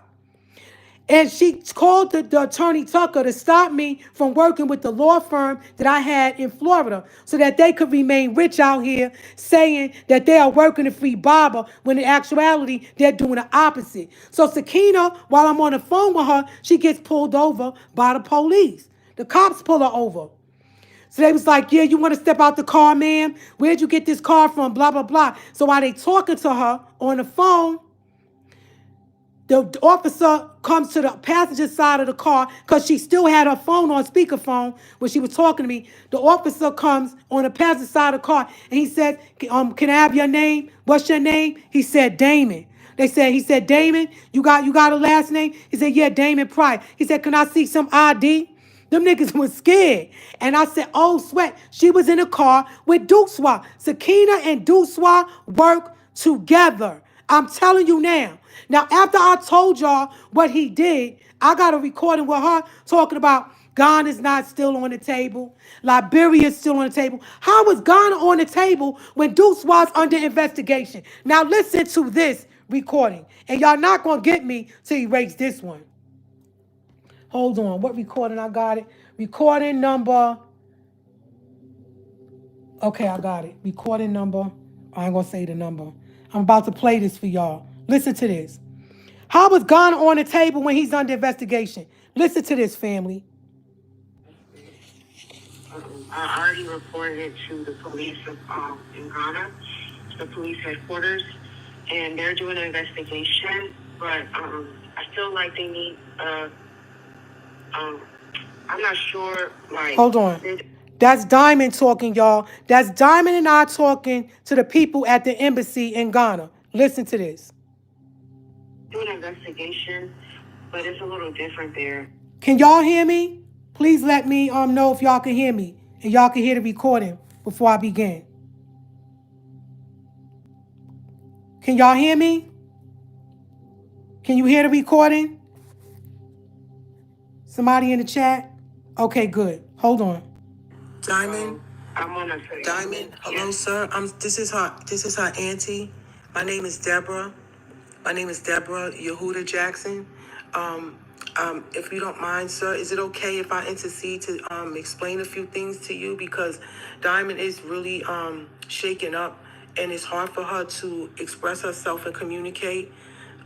Is it okay if I talk? I don't know if I can talk to you legally, or if you're only allowed to speak with her. I think for this case,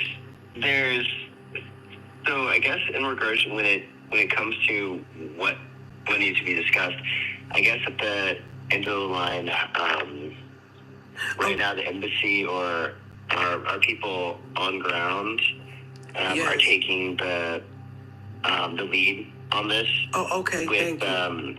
And she's just she calls me crying all the time, and I just feel so bad as a woman.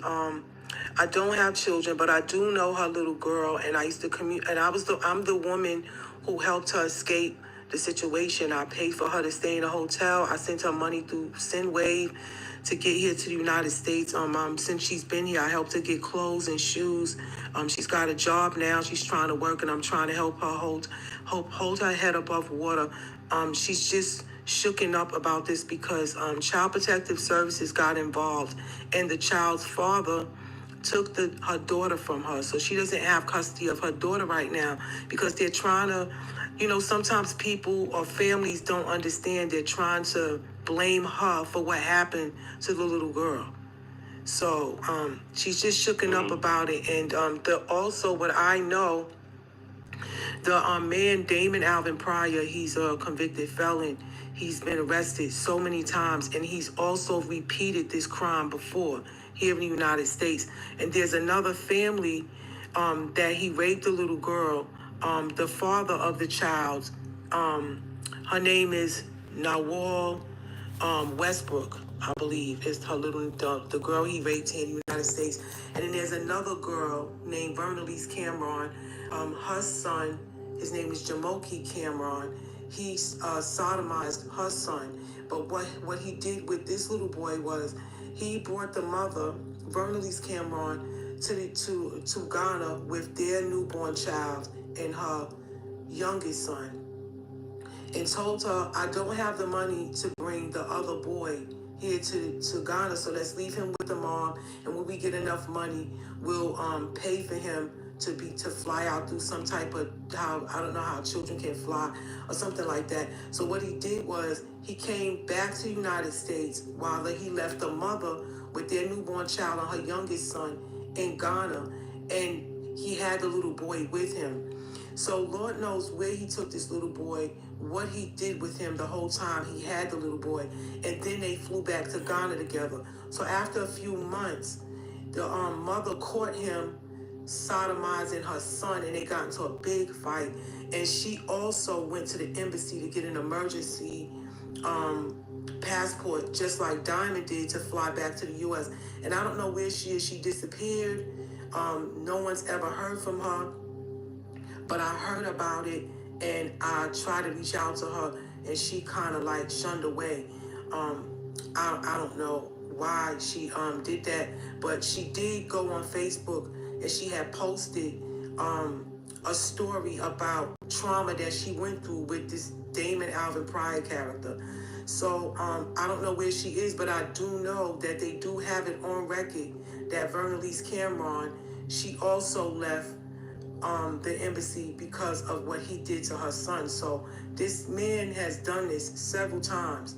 So I just wanted to state that to you in case you didn't know. I just wanted to let you know this for the record. If you need me to write a statement, if you need me to get in contact with the other parents so that they could write a statement or something, I don't know. But I just think that this is sad that this man, you know, and I'm not blaming anyone, because men like that use the internet to lure women and their children to do these things. And I'm just sad for Diamond and the other children that were victims to him, because he's done it more than once. So I just wanted that to be known for the record. Yes. So as I'm looking over the case, or at least everything, so there is a lot of people going through about this particular situation, this case. On our end, with some land, I see it is with a special agent right now for the Diplomatic Security Services. Oh, okay. I see the reinstatement. Let's see. I don't know if you know this. It's letting. I have some more information in case you may want to take note. I'm sorry. So for a lot of this, right, it's the embassy. People are handling this case. Okay. So I'm on the DC side. Oh, great. So you're here in the U.S. Okay, good. Okay, did y'all hear that? Let me go to my wall. So I need to explain something to you. Hold on, let me take the tape off. Okay, can you all hear me? Oh gosh, I put the tape in the wrong place. Hold on a second.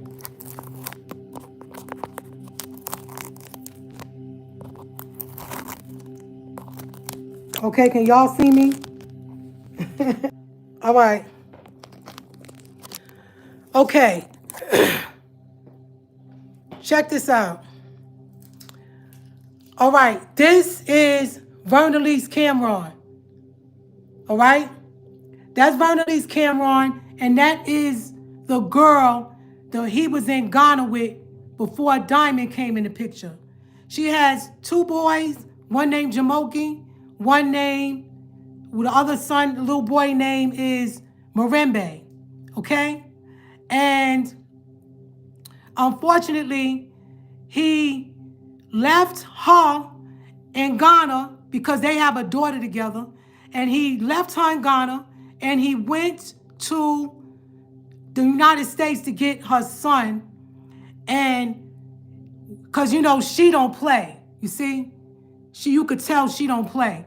And so he left her in Ghana at this house over here. That's Diamond right there with her daughter And that's him. And that statue is fake. He doesn't live in that house anymore. And I'm going to prove that too. Because, you could just go on my channel. Diamond is talking about what happened with the house. They don't have it anymore. He's not there. She said he's fake. And so what he did was she left Ghana and took her daughter and ran for her life because this dude is a woman beater. Okay? And so what happened was he sodomized her son, and she found out about it, and they was in this big house over here, this big house, and something happened and she heard what was going on, and she attacked him.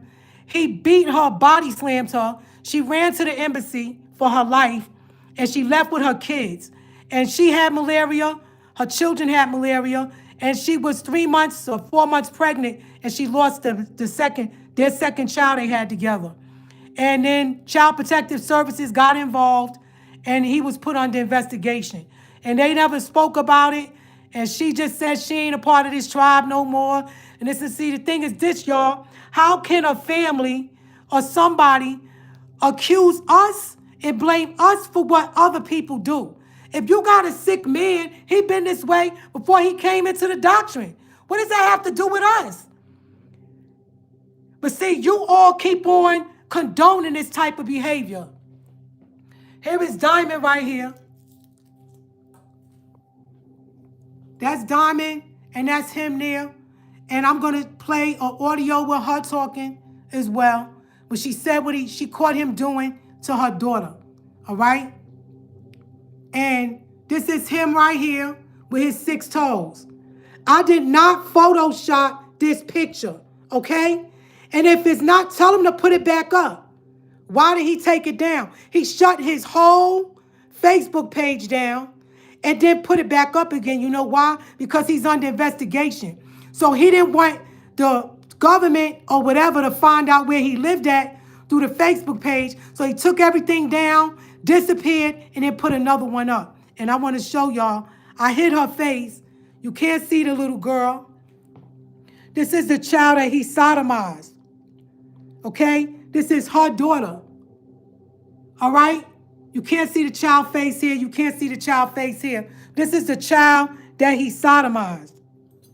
All right?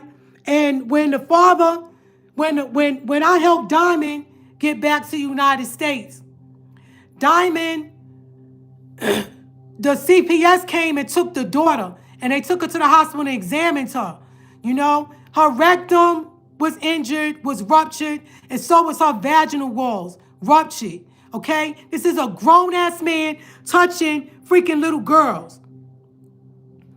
Poor baby, you know? And this is this nigga pretending he's so freaking great. I want y'all to see something.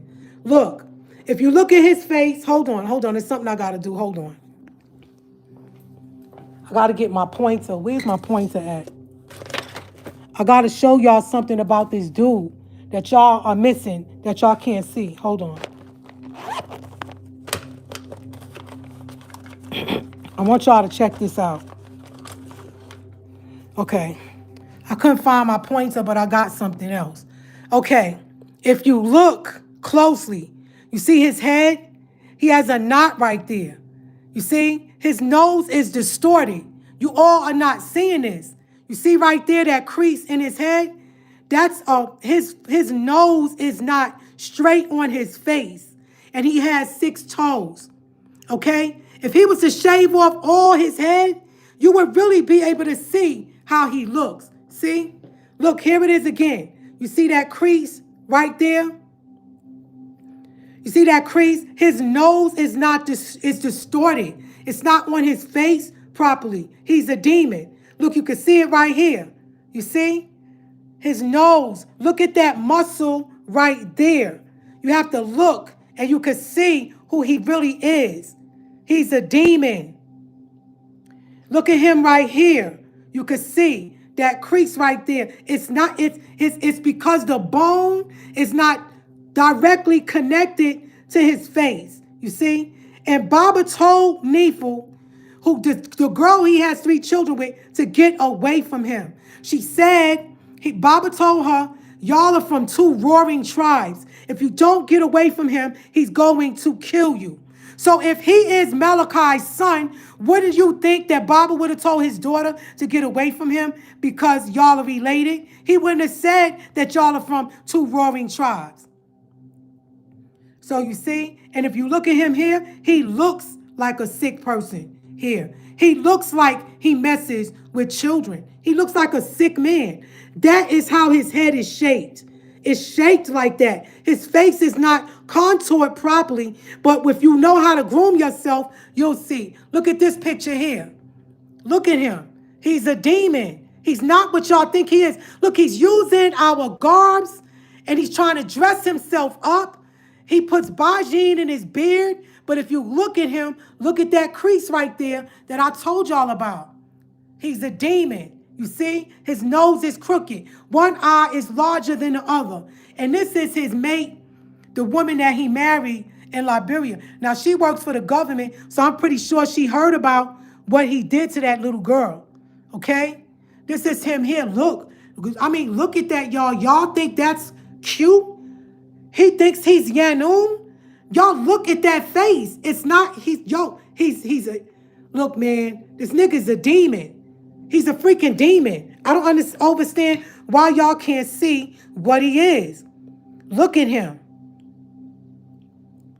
Now I have to take care of let y'all listen to another thing. That house is not there no more. That's Diamond. Unfortunately, she was lied to. That's her baby. They're not there anymore. The house is gone. The statue is gone. He's gone. Okay? It's over for him. He's a liar. He's a demon. He's an agent for the FBI and an agent for Satan himself. He's a demon. He's not what y'all think he is or what he tries to say that he is. He's not. Hold on a second now. Hold on. I got to check out something else. I got to let y'all listen to something else. Hold on.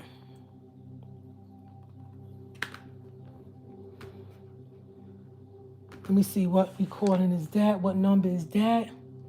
That is... Okay. He molested Baba's daughter.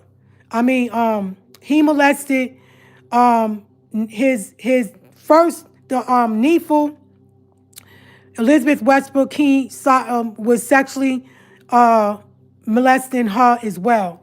And Baba's daughter is married to the father of that little girl. And, you know, that's like her daughter, too. Because, you know, when this happened, when Damon Pryor did this to the daughter, the mother pulled her from the CPS, put her with the father. Because, and the reason why was because the mother would have been arrested for endangering a child, for having her around a man like that. Hold on, let me go and get this. This is recording number... Okay, hold on. Let me let y'all listen to this now. Hold on. Hold on, what number is it again? Okay, here we go. Listen to this. Okay, I will address the consciousness of Black people a separate time, but I wanted you to address the video at the top where I think Tariq was saying that you alleged that Joshua had molested your husband's daughter.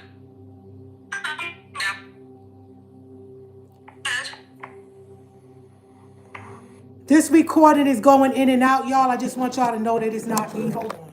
Okay. This recording is going in and out. I just want y'all to know that it's not me. It's not me. It's the recording. But you will hear Uma York talks, and she's very upset, so please excuse the language. But y'all just need to hear this. You in the Matrix? So I just want to know the truth before I just want to, because I gotta understand how I feel. Consistently watching Black men consistently being attacked over and over and over again. My thing is, do y'all want to know the truth, or do y'all want to just attack another Black man? Yeah, can you address because that's my real question. Just address the the video at the top. Did y'all listen? Did y'all listen to Morris one? Yeah, that's me. Oh yeah, that's me. That's me. Okay, you addressed. I definitely said what I said. And douchebag or whatever. What the fuck? These people know how I feel. All of them know how I feel. I'm not a Nubian. I might be a Nubian because I am a Nubian person because I am black. Everybody else. And I do not find. And I feel like they are very like whatever. You know what I'm saying? These people have tried to kill me just for expressing. You know what I'm saying? So I have my own. Y'all don't understand. Like I stand alone. I don't have these niggas protecting me, even though they all up here grandstanding and all that shit. Them niggas don't want my family legacy to live on. They don't want me to live on. They don't want to hear the truth. Yo, shut the fuck up, bro. I'm talking. Huh? I'm sorry, not y'all. I was talking to somebody around me. But you know what I'm saying? Like, it's stressful for me. You know what I'm saying? To keep trying to talk about something, and I feel like people just want to attack. They don't really want to hear the truth. But you know what I'm saying? Y'all thinking them people victims? I'm a fucking victim too, and y'all don't care about that, and y'all attack me too. Y'all don't want to hear my side of the story. I feel like y'all just want to attack me, and that's fucked up too. You know what I'm saying? All the way across the board. How the fuck we gonna elevate as a people and y'all keep attacking each other? That shit is fucked up. And that's just how I feel. All that Damon, that's me. Hey, I'm sorry? I'm sorry, my phone is going in and out, huh? Wait, so loud as hell where I'm at. Hold on, let me move somewhere where it's quiet because I can't really hear you going in and out. Okay. I'm gonna go to a lounge. Look, we gonna go to over there. I'm gonna go get some wine. Yeah. Sounds like shit. Yeah, Uma. Point one finger, there's like three other fingers pointing back. So look. So I'm anybody that know me, you can look at my IG. You can look at my IG. Uma York, you can look at my Facebook. I tell the truth. I don't care who it is. I tell the truth. Period. I don't have nothing to hide. And I'm gonna say what I respect you for giving a fuck. I'm gonna say it as it is. I respect you for giving a fuck about my pops. But bruh, you know you touched my fucking daughter, bruh. Douchebag, you know you touched my daughter. I still deal with that shit till this day. Therapy and everything. So you know what the fuck you did, bruh. You know what you did, bruh. Douchebag, whatever the fuck he call himself. He call himself a York. He ain't a fucking York. And he ain't related to me. That's your point. And I'm just gonna... Go ahead, Uma. Every day, even to this day right now, when my daughter going through therapy, yes, I've been through the shit. Yes, that nigga touched my phone. It is what it is. I ain't gotta talk about it. Facts is right there. And that's just what it is. But I respect the fact that you give a fuck about my pops. But the truth can be told, because the reality of it is, I don't respect motherfuckers touching children, period. I don't give a fuck who you are. You're not about to touch no fucking children. I don't give a fuck if you think you can run to Ghana. I don't give a fuck if you think you can run to Kenya. Nigga, you gonna get yours, no matter what. By any means necessary. Remember that shit. You gonna get yours, nigga. I don't give a... All right. Y'all heard that? Now I have to play something else. Hold on a second. I gotta play something else so y'all can hear the truth. All right, where's the next recording? Diamond. Okay, hold on. Here's another one. All right, here's another one. Sure. So I just want to thank the sister Tabitjet for helping me and my daughter through this crazy situation that we've been through. Can you show your face just a little bit so people can see that it's you? If you don't mind. Okay.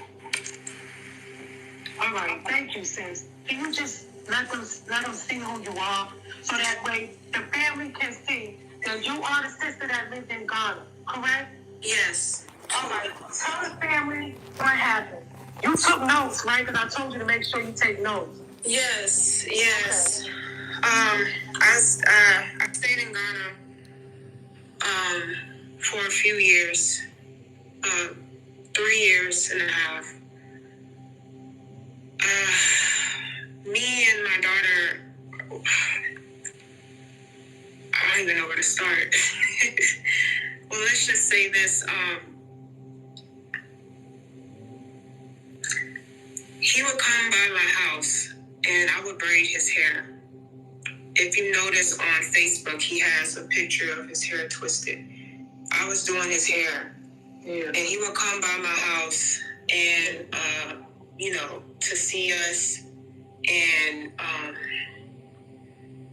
sometimes he'll have me go pick up a few things and he'll watch my daughter. Right.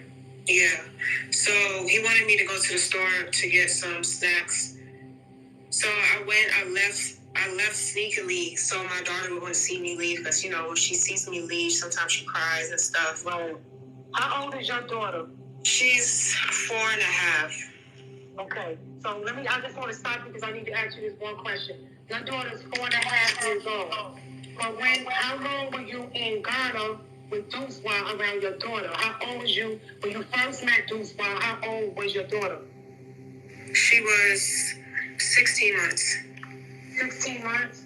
Yeah. Okay. A 16-month-old baby, that would be like a year, almost a year, 1 year old, right? Year and a few months, yeah. She was walking, very small. Okay.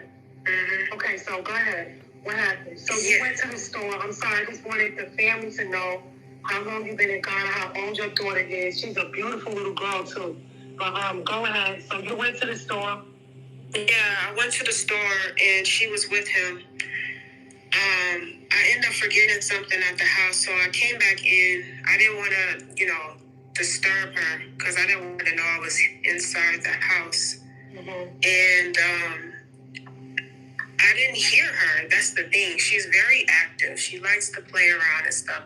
So it was very quiet in the house. Mm-hmm. And when I noticed it was really quiet, I went into the bedroom, and I just heard her, making quiet noises. I didn't hear much of anything. So I just went inside. I opened the door and I seen this man standing up with his pants down to his ankles. And his penis was erected. He had my daughter standing in front of him. And he had his hands, like he was touching on her buttocks. My heart dropped. When I seen that, I charged him. I said, "Get off my daughter." And he got really aggressive and he started pushing me and hitting me. And the only thing that was on my mind was getting my daughter out because this man is crazy. Right. And from hearing the stories from Tabitjet about what he did to Nifu and the other sister, I was just afraid. And I just grabbed my daughter and we ran out the house and I went to a hotel. Okay, so now that's when you went to the hotel, because you sent me an email, and I got a copy of the email. Yes. And I reached out to you on WhatsApp, and you told me what happened, and I told you that I would help you to get you out of Ghana. Yes. Right? So now, I'm going to tell you one thing that I'm upset about, because I reached out to the family in London, because I didn't have the money to fly the sister out of Ghana. Because I'm going to tell y'all something. And y'all probably get on my last nerve. And I'm going to tell you. Okay. So now let me look and see if I could find the recording from the Empress. So let me see. Y'all heard the recording from Diamond. You heard it from Uma York. You also heard the recording. Now I want y'all to listen to Sakina. Now Sakina is on the conference calls and the worldwide conference calls, and she's telling everybody that Ghana is still on the table.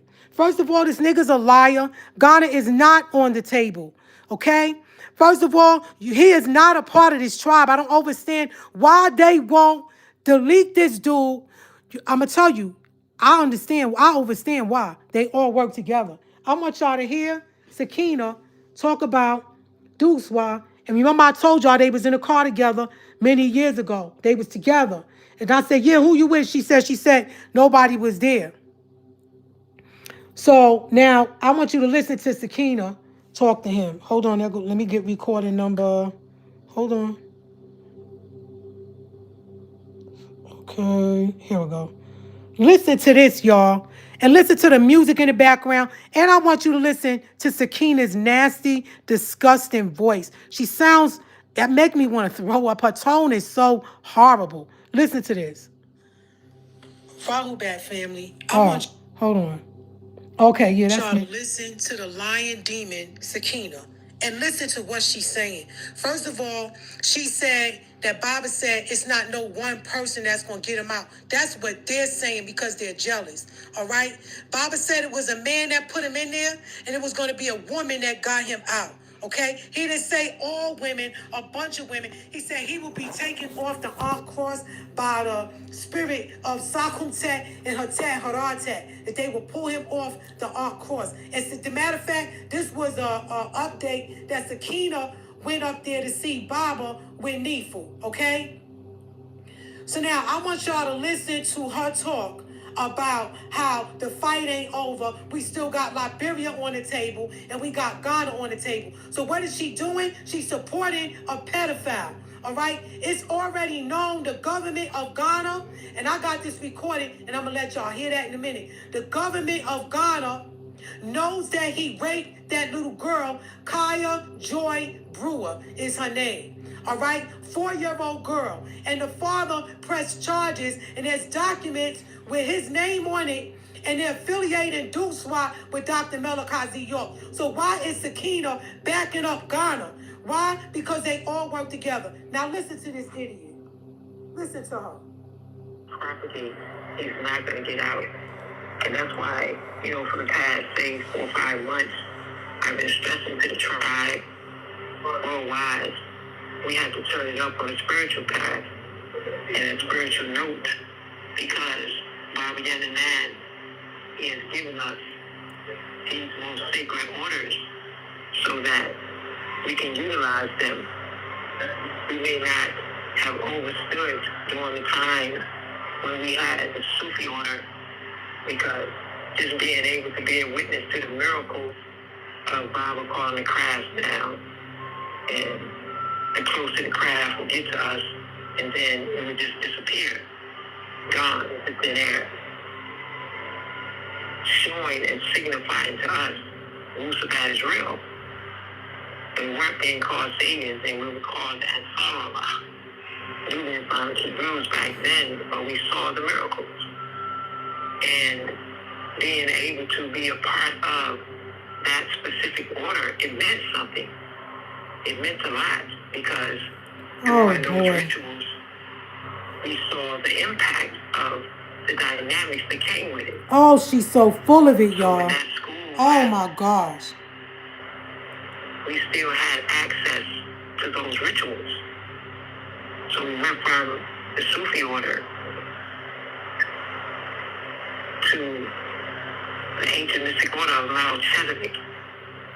And those members that had the opportunity to be a part of the Sufi order and so journeyed on into the ancient mystic order of Melchizedek. Oh, God. And its rituals that was also given to us, and we studied and we learned and we partook in them. And they made a difference in our lives. So it didn't stop there. We moved on to the ancient Egyptian order. And being in the ancient Egyptian order, to me, was like a higher level of what we can do. Just taking in those studies that were given to us.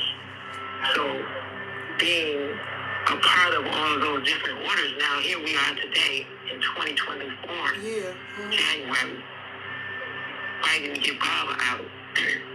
And what I learned, I applied. But I'm only one person, because he said it's not one person that's going to free me. That's a lie. As a family. That's a lie. As a family, we have to know that we have the abilities to free Baba Yananan, not pointing the finger, saying this, that, and the third. No, know that we have the rights to do it. call on your salafu. Because we've done it all. Anything asked of us by these lawyers, anything asked of us how she sounds, based on Baba himself, we don't stop. All right, here comes the game. Listen to this, y'all. Jump right on it. And he said love and unity. And then recently he's still telling us we out here still what? Not being on one accord, not being sticky. So we need the family support because there are still things being done for him legally. We have Liberia. It's not off the table. People want to take it off the table, but it's still on the table. We have Ghana. People want to take it off the table, but it's still on the table. I'm going to stop right here. And you have the backing up a pedophile. Man, get out of here. And you look like crap, Sakina. She sound like a dog. She look like a freaking demon. And she's a freaking disgusting woman. All right? And she's sitting up here backing this freaking devil. Okay, so I wanted y'all to hear that. I'm going to go on my email and see if I could find the Empress and what she said, okay? It should be there now. I should have the recording. Let me see.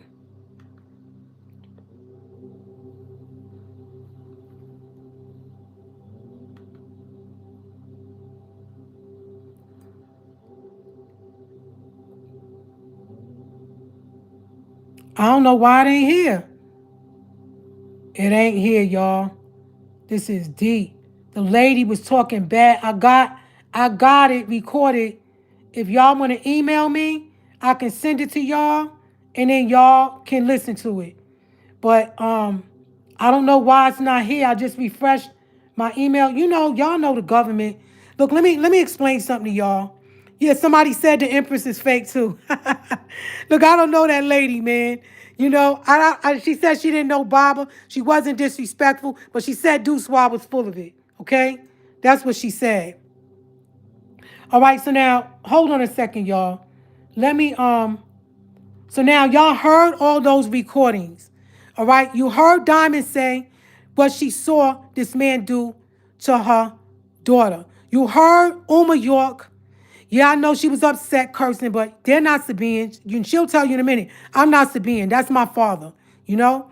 And she was upset, and I know it was a lot of cursing, but I just wanted y'all to hear what took place and how she said, how she felt. And I feel the same way. I'm very angry. And I don't understand how family members of this tribe can support this freaking sick dude. Like I'm trying to tell y'all who he is. Let me tell y'all something, what happened before I forget. One day, while I was living in Athens, right, I was told to go to Nefu's house. Now, if y'all don't believe what I'm saying about or know what I'm saying is true, I lived at 105 Oak Hill Drive, apartment 3333. And Duswa lived at 105 Oak Hill Drive, apartment 5322. Now, Baba sent me to Nefu's house to go knock on her door to tell her something. And when I went there was swarms, and I mean swarms of roaches like ants crawling under their door as if they had been summoned in their house. I mean big ones, little ones, just going under their door in their apartment. And I looked and was like, oh, shoot. I mean, I was freaking. You say you can upload it as a regular video on your page when you get it? Okay, yeah, I'll do that. Oh, yeah, that's right. I could put it on my video. Duh. Okay. So now I saw all these roaches crawling under their house and in their door. And then when I knocked on the door, I told her, I said, yo, you got a lot of roaches coming in here. And she act like she didn't hear me. Damon Pryor used to beat her all the time, family. I mean, there were fights and arguments. He beat her with a belt buckle. She came to my house with no shoes on, with shorts and a t-shirt and no bra. And Baba kept telling her telling her over and over again, if you do not leave this man, he's going to kill you. Iris Hamilton know about it. Mary Elaine York know about it. Dale Elaine Brown know about it. Robbie Hibner know about it. Joseph Hibner knows about it. They all know what this dude used to do to Baba's daughter. And I don't care if she was an informant and a part of the conspiracy. No man has the right in his tribe to beat women. They are automatically kicked out. They don't just get kicked out, they get stomped out, and then they get kicked out. Why are people still holding on to this brother? And you know what it is? Because it's an alliance with the devil. That's why.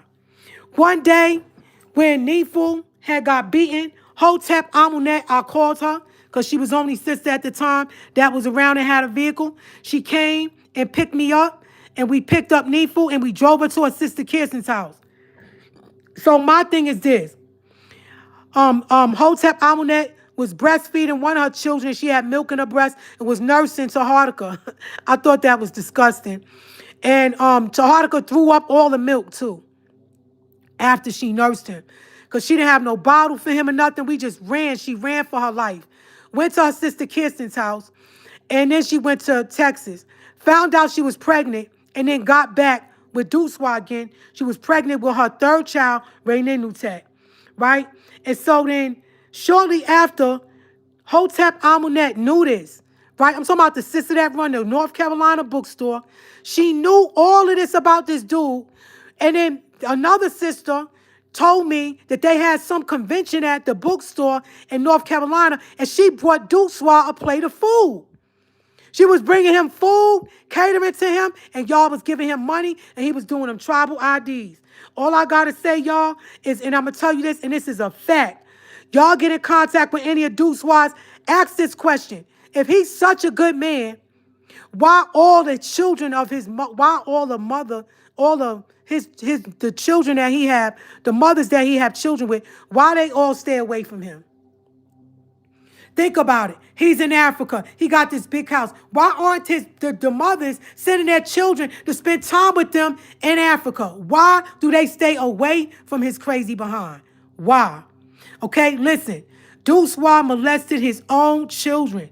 And you have to understand that demons, they have a sickness, and it's part of a satanic covenant that they do. They rape boys, they rape young girls, and they even do rituals where they eat babies. And Baba talked about this in what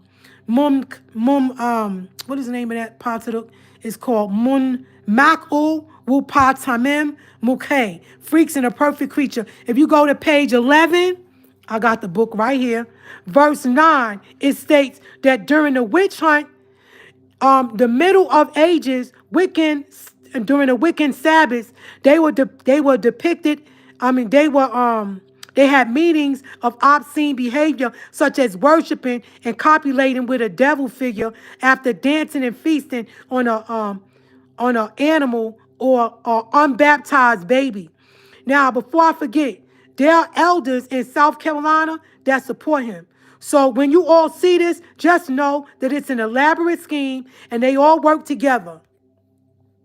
And if you have, and I want to tell y'all, if I have 1,000 4K views or 2K views on my channel, trust me, there's only 50 of y'all who really want the master teacher out of there, because the world will know.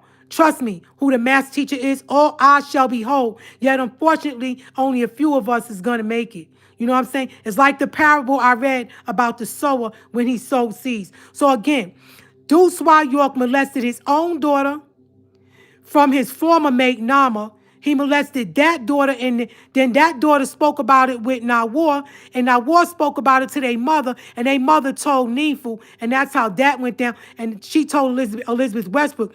Let me tell you something. He sexually molested and assaulted the son of his former mate, like I told y'all, the sister, Vernalise Cameron. I showed you her picture. He sexually molested and assaulted Diamond's daughter. I told you about that. Now listen to this. One day, listen to this, y'all, and this is facts. One day, because I told y'all we lived in the same apartment complex, I was going to check my mail. And Elizabeth Westbrook, he had 3 children with her. They call her Nefu then. She was in a vehicle, and she was parked at the mailbox. And I was going to check my mail. And she said, oh, hey, Tabitjet, you probably got a letter because I got one. And to my surprise, there was a letter from Baba. So I said, how did you know? And she explained how Baba sends all letters out at the same time. So what also was weird about this, about Elizabeth Westbrook, because she was a witch too, was that one day, about a week ago before I saw her, she had asked me a question. She said, Cheetos or Doritos? And I thought about it. I said, Cheetos. And then she said, and I said to myself, that's a weird question. Like, I like Cheetos. So then when I saw her at the mailbox a week later, and she said she had a letter, and she said, check it. And I had a letter. She had let her window down, and we began talking. And her children were in the back of the van making a lot of noise. So I said, what's going on? I said, open this van. So she hit the release button to open the van. It was one of those 7-passenger vans. It was a gold 7-passenger van. So I slid it open. I said, what's going on in here? Y'all making all this noise? And they all started laughing, the children, right? And so when I looked in there and they was laughing, I noticed that it was a whole, I'm telling you, it was about at least 12 empty bags of Cheetos in a car that she must have had eaten. So I was like, well, why? I said this, I said, and I saw him, and she saw I saw him, and I looked at her. It was like, okay, you asked me Doritos or Cheetos, and then you ran and ate, and now you eating bags and bags and bags of Cheetos. I don't know if that was some kind of ritual that witches do or whatever, but I just found it weird that they always want to know what I eat. You know what I'm saying? And then I guess they consume a lot of it. And I don't know. It's just weird. I just wanted to talk about that. But what I noticed when I was in the car talking to her, she was bringing her children back from Angels and Prophets State, and I noticed that her 3-year-old daughter, Hathor, because she had a son, Saharaka, then she got a daughter named Hathor by Duswa, and her last child name is Rainenutet. So I had her eyes, and I was like, wow, they look kind of sexy. And I was like, what's going on? I said, she looking sexy. And I said, what did you do to her eyes? And then Bastet said, because at the time she hadn't heard what Duswa had did to her daughter. She said, oh, he has a barbershop and he arched her eyebrows. So it just stuck with me for a minute. I'm like, what kind of man? Oh, which part of the arc that is? Well, hold on. Let me finish telling y'all this. I said, what kind of man is going to arch the eyebrows of a 3-year-old child and make her look sexy? And another thing, y'all, he has herpes. He used to get this big, nasty sore in his mouth with green and yellow pus coming out of it. And I told Nifo, I said, listen, you need to be careful because if you have oral sex, it can be passed on in the genital areas. And I said, you could get a sore down there. And she was like, I said, you heard that about herpes, right? I said, and there's no cure for it. And I said, and she was like, don't, say nothing because he's kind of, conscious about it or whatever. And I was looking at her like, yo, the nigga got herpes. Like if he kissed you, you could got it. And guess what, y'all? All of his children got cold sores in their mouth. His daughter Farasha got one. And how do I know? When I was in Athens, Georgia, sometimes they would come to my home. Nawar, his daughter Farasha, and then check this out, y'all. Check out how these dirty niggas get down. Why they try to get Iris to say, they was trying to get Iris to lie on me and say that when her daughter was at my house and I used to look out for her daughter, that I molested her daughter. They was trying to get me out the way, y'all. And Iris mentioned this to me and said, listen, you're a convicted felon. They're going to try to get you locked up. And then Amunuma also said something to me. And guess what? The people that's investigating them, I sent them all of them freaking emails and told them all about all of them niggas. So if they try, they're going to go to freaking prison for trying to falsify, lie on me because they're afraid of losing at this battle. You understand what I'm saying? But they lose in the end anyway. So now this actual fact that I read this at is actual fact series number 49. It's called Munmak'u Wupa Tamim Mukyeye, Freaks and a Perfect Creature. And on page, hold on. And now listen to this, y'all. Check this out. I was reading this, right? On page, what page is this? Page 13 to page 14, right? Baba starts talking about freaks and a perfect creature while Life Wave name is in here. You see? Listen to this. He says the humanoid body Bashar and Ajam bone is an electromagnetic semiconductor, and they seek to tap into yours, meaning that these evil beings, they know that our flesh and bones is a semi-electromagnetic semiconductor, and they try to tap into your and try to tap into yours. In the same way you can tap into a radio signal. So this says the tendons inside of your body, right, that stretches the muscles are attached to the bones. And that as in the Wapians, as a munwapu, that inside your bones is the seed of life. Haya. See, there go the name life, right? And then the demand blood of the marrow, meaning soft, fatty tissues that fills the cavities of most bones and cleanses the blood within the 6 to 9 weeks. So the tendons are in fact composed of twisted collections of collagen fibers and a fibrous protein in the bone and cartilage. So in fact, the tendons are composed of a twisted collection of collagen bundles, each one composed of collagen fibers. And then Baba goes on and talks about the tissues and how they're collective and then on the other page it says about the wave. How it says, look, it says it is composed of particles, even mitwalu, waves. You see? And the human body, the flesh and bone, is a magnetic, electromagnetic semiconductor, and how they seek to tap into yours. And it's a radio signal. So he got the word life wave, and it says higher life, and then it says wave. So this right here, if you're a spiritual person and you in contact with an authority and you vibrating, they telling you right there who he is. And what is he trying to do? He's trying to tap into your semiconductor through radio signals. See, that's why the master teacher, the real affirmation is from mouth to ear. You see? And because they'll take this information and try to get to other realms with it. You see? This is the book. It's called series number 49. Munmaku Wu Pa Tamim Mkhye. Freaks and a Perfect Creature. And so with that, family, I just want to tell y'all this about Duswa, that he lied to that woman in Ghana, and he said that he's the son of Malachi. And if that was the case, then Baba would have told the woman, the sister Nifu, that he has 3 children with, that was his sister. Okay? So why would Baba tell him to get away from her if he's her brother? Wouldn't he have said that's your brother? And I also showed y'all that I learned that he had 6 toes because his mate Elizabeth Westbrook, a.k.a. Neeful, she told me that he had 6 toes, and then I saw it on Facebook, and I copied it. And then when I exposed it to the family, he took it down. So if I photoshopped the picture, then why did you take it down?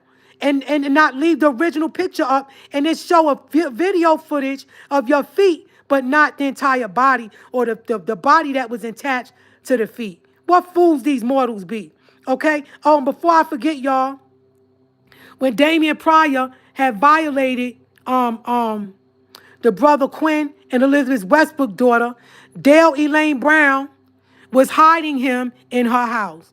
Now, if you look at a few of my videos, you will see them together in a picture, and she's kneeling on his shoulder, and she's sitting in a chair, and she's leaning on him, and they're at a playground. I'm telling you, y'all, these people that work for Satan, they have no morals, they have no heart, they are bitter, and they bow down to their father, Satan. And that sister, Hotep Amunet, like I said, from North Carolina, she had the audacity to make this nigga a plate of food, open the store, had a fundraiser for him, knowing he's the devil.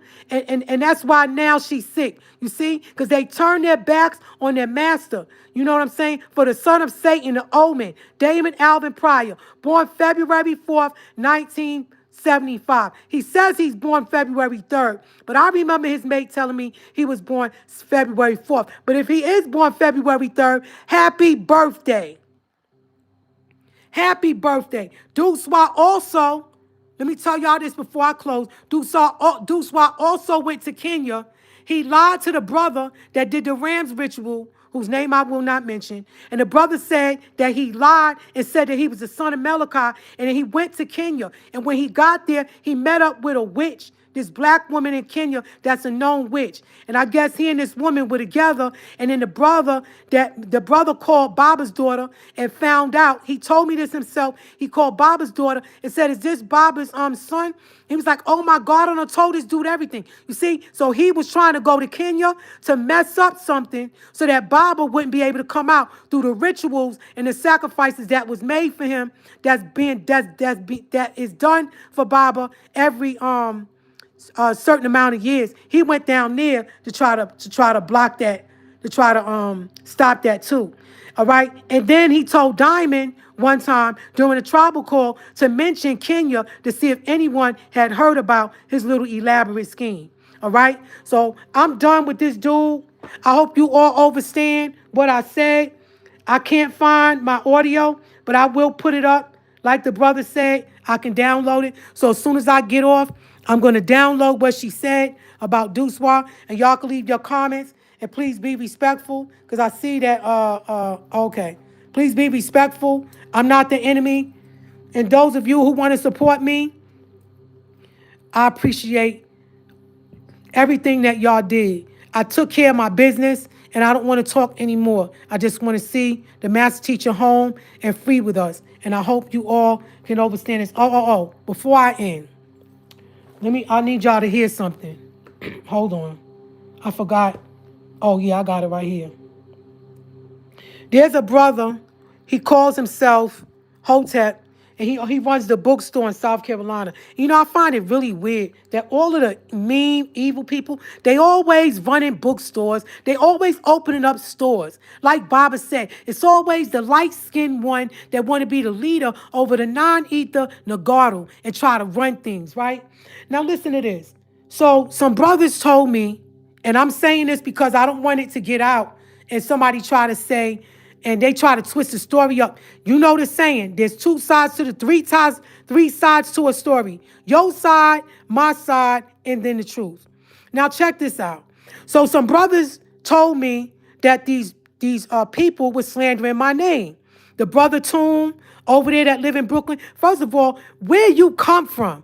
These people just pop up out of nowhere, moving in the building. First of all, I'm going to tell you this, and I know this for a fact, because I'm from Brooklyn, New York, all right? Born and raised. Those buildings on Bushwick Avenue have not been renovated.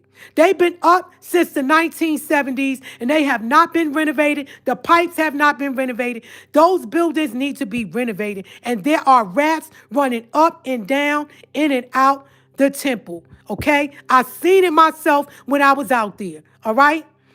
So the brother Toom, Hootsuite, and them brothers that's living in 7-Eleven, they are living with rats. And it is nasty in there because when Sakina used to live in that building, I was up in there and saw it. It is not something that you want to be proud of. It looks abandoned.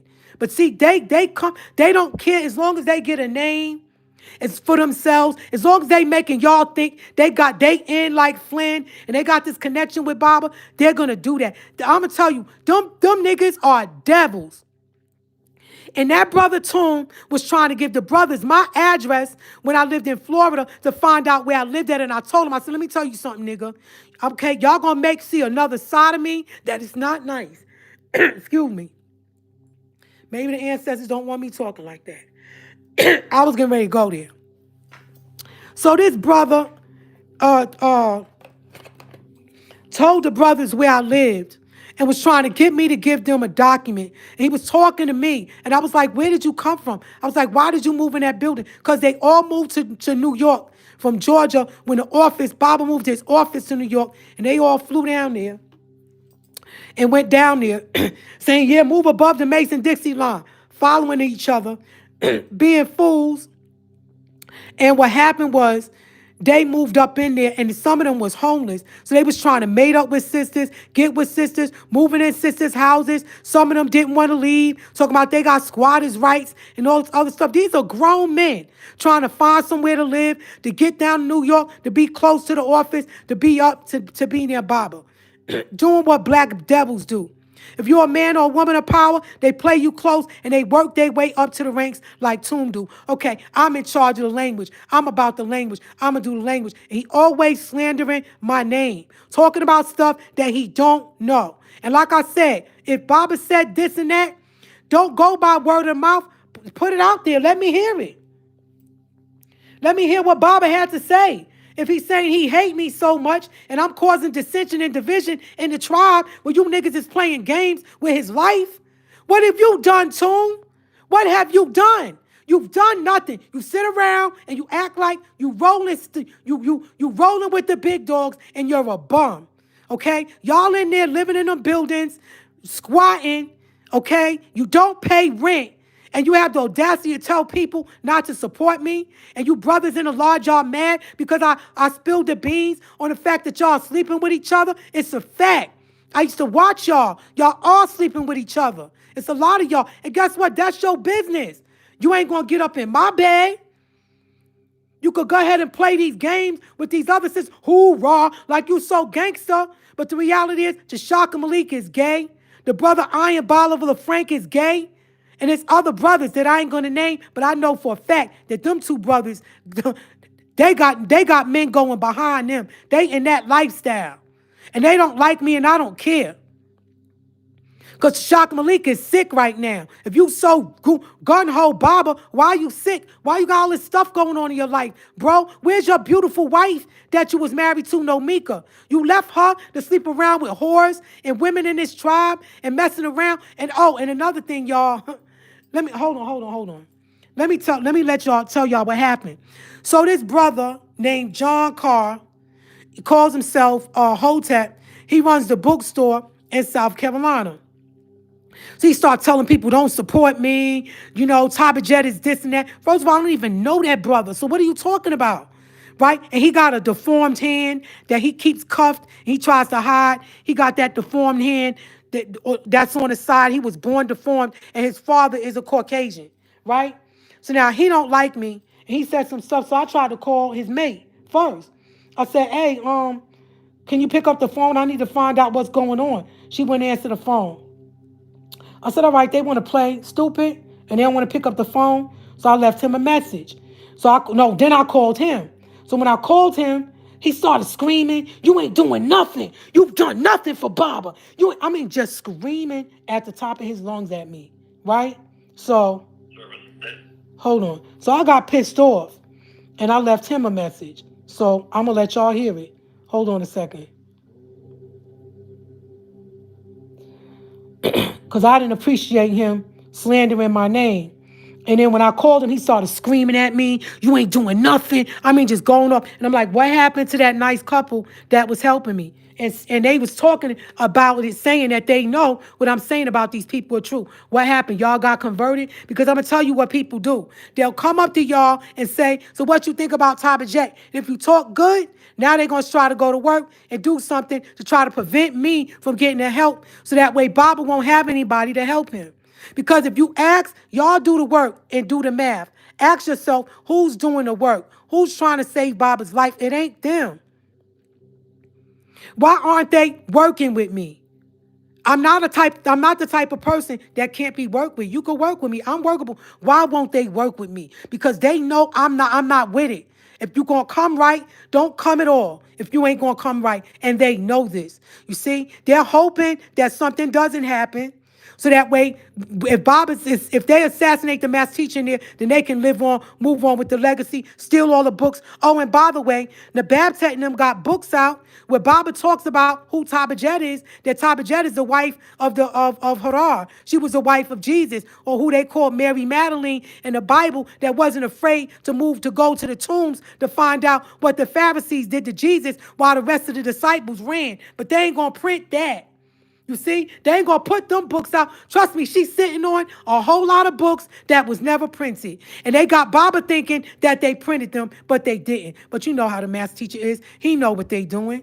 Y'all not going to fool him. And I'm going to tell you something. The math teacher's coming out, but he coming out like a thief in the night. Because just like it said in the parable, if you knew that somebody was coming to rob your house, you would put gates up and protect yourself from the robber coming in, right? So being that You don't know when he gonna come unexpectedly when you least suspect it, and then that way he can catch you off guard and see you in your true form and who you really are and what you really represent. Okay? So again, the brother went off on me, and I went off on him. And this is what I said, and I want y'all to hear it. You're going to get punched in your mouth, old man. Keep my name out your mouth. You don't know what I'm doing, all right? So what are you talking about? I'm not working for Baba. Don't you think if Baba didn't want me saying anything, he would have told me to stop it from the last time I spoke to him? You just a bunch of jealous niggas. What are you doing? What have you done?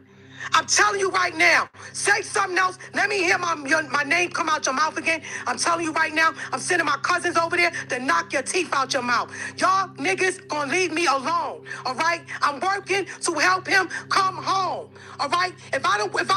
Trust me, if I wasn't working to help Baba, I wouldn't even be dealing with none of you niggas, all right? But now you're going to get dealt with because now I'm done with you. Now I know that you run in your mouth, you're going to get smacked in your mouth. I'm going to start getting you niggas knocked out because y'all are crossing the freaking line. Y'all are men. If you got a problem with me, you tell your wife to address it. You're a man. You ain't supposed to be talking about me, calling me evil, because you laying up with a witch. Y'all are freaking witches down there in South Carolina. And like I said, I'm going to get my cousin to come and punch you in your face. Watch and see what's going to happen to you in your bookstore. That's the brother. And I left this message. Yeah, this is Tabitjet. Let me explain something to you. If your husband got a problem with me, okay, with what I'm doing, he doesn't know me. Y'all don't know what's going on. Y'all didn't live in Athens. Keep your freaking opinions to yourself and stop spreading rumors telling people not to support me, all right? Because if y'all don't like it too goddamn bad, all right? Because you don't know Baba, y'all never wrote him, and you don't know what's going on. Okay, and then I left this message too. I'm gonna let y'all hear it all. Talking crap about me, bragging about your goddamn Lexus. Don't nobody give a damn about your freaking car. What is that? Where's a car gonna get you in life if you don't have a freaking soul? If y'all don't have a heart, y'all niggas let these devils squeeze the truth out of you. Acting like you so freaking righteous and you full of it, man. You full of it. You're jealous. And you're full of it. And that's why I don't mess with y'all freaking country girls. Because all y'all southerners, that's how y'all act. Y'all a bunch of freaking haters. I'm telling you right now, you don't want to get on my bad side, yo. I was trying to be nice to you and your mate, but y'all don't even know me. All right? I showed receipts. All right? I showed y'all what these niggas did to Baba. And evidently you don't give a damn. But you know what? When he come home, it's going to be my turn. Because I'm kicking all y'all asses out the tribe. All of y'all. All this freaking, that's why all them niggas in the lodge, they all HIV positive.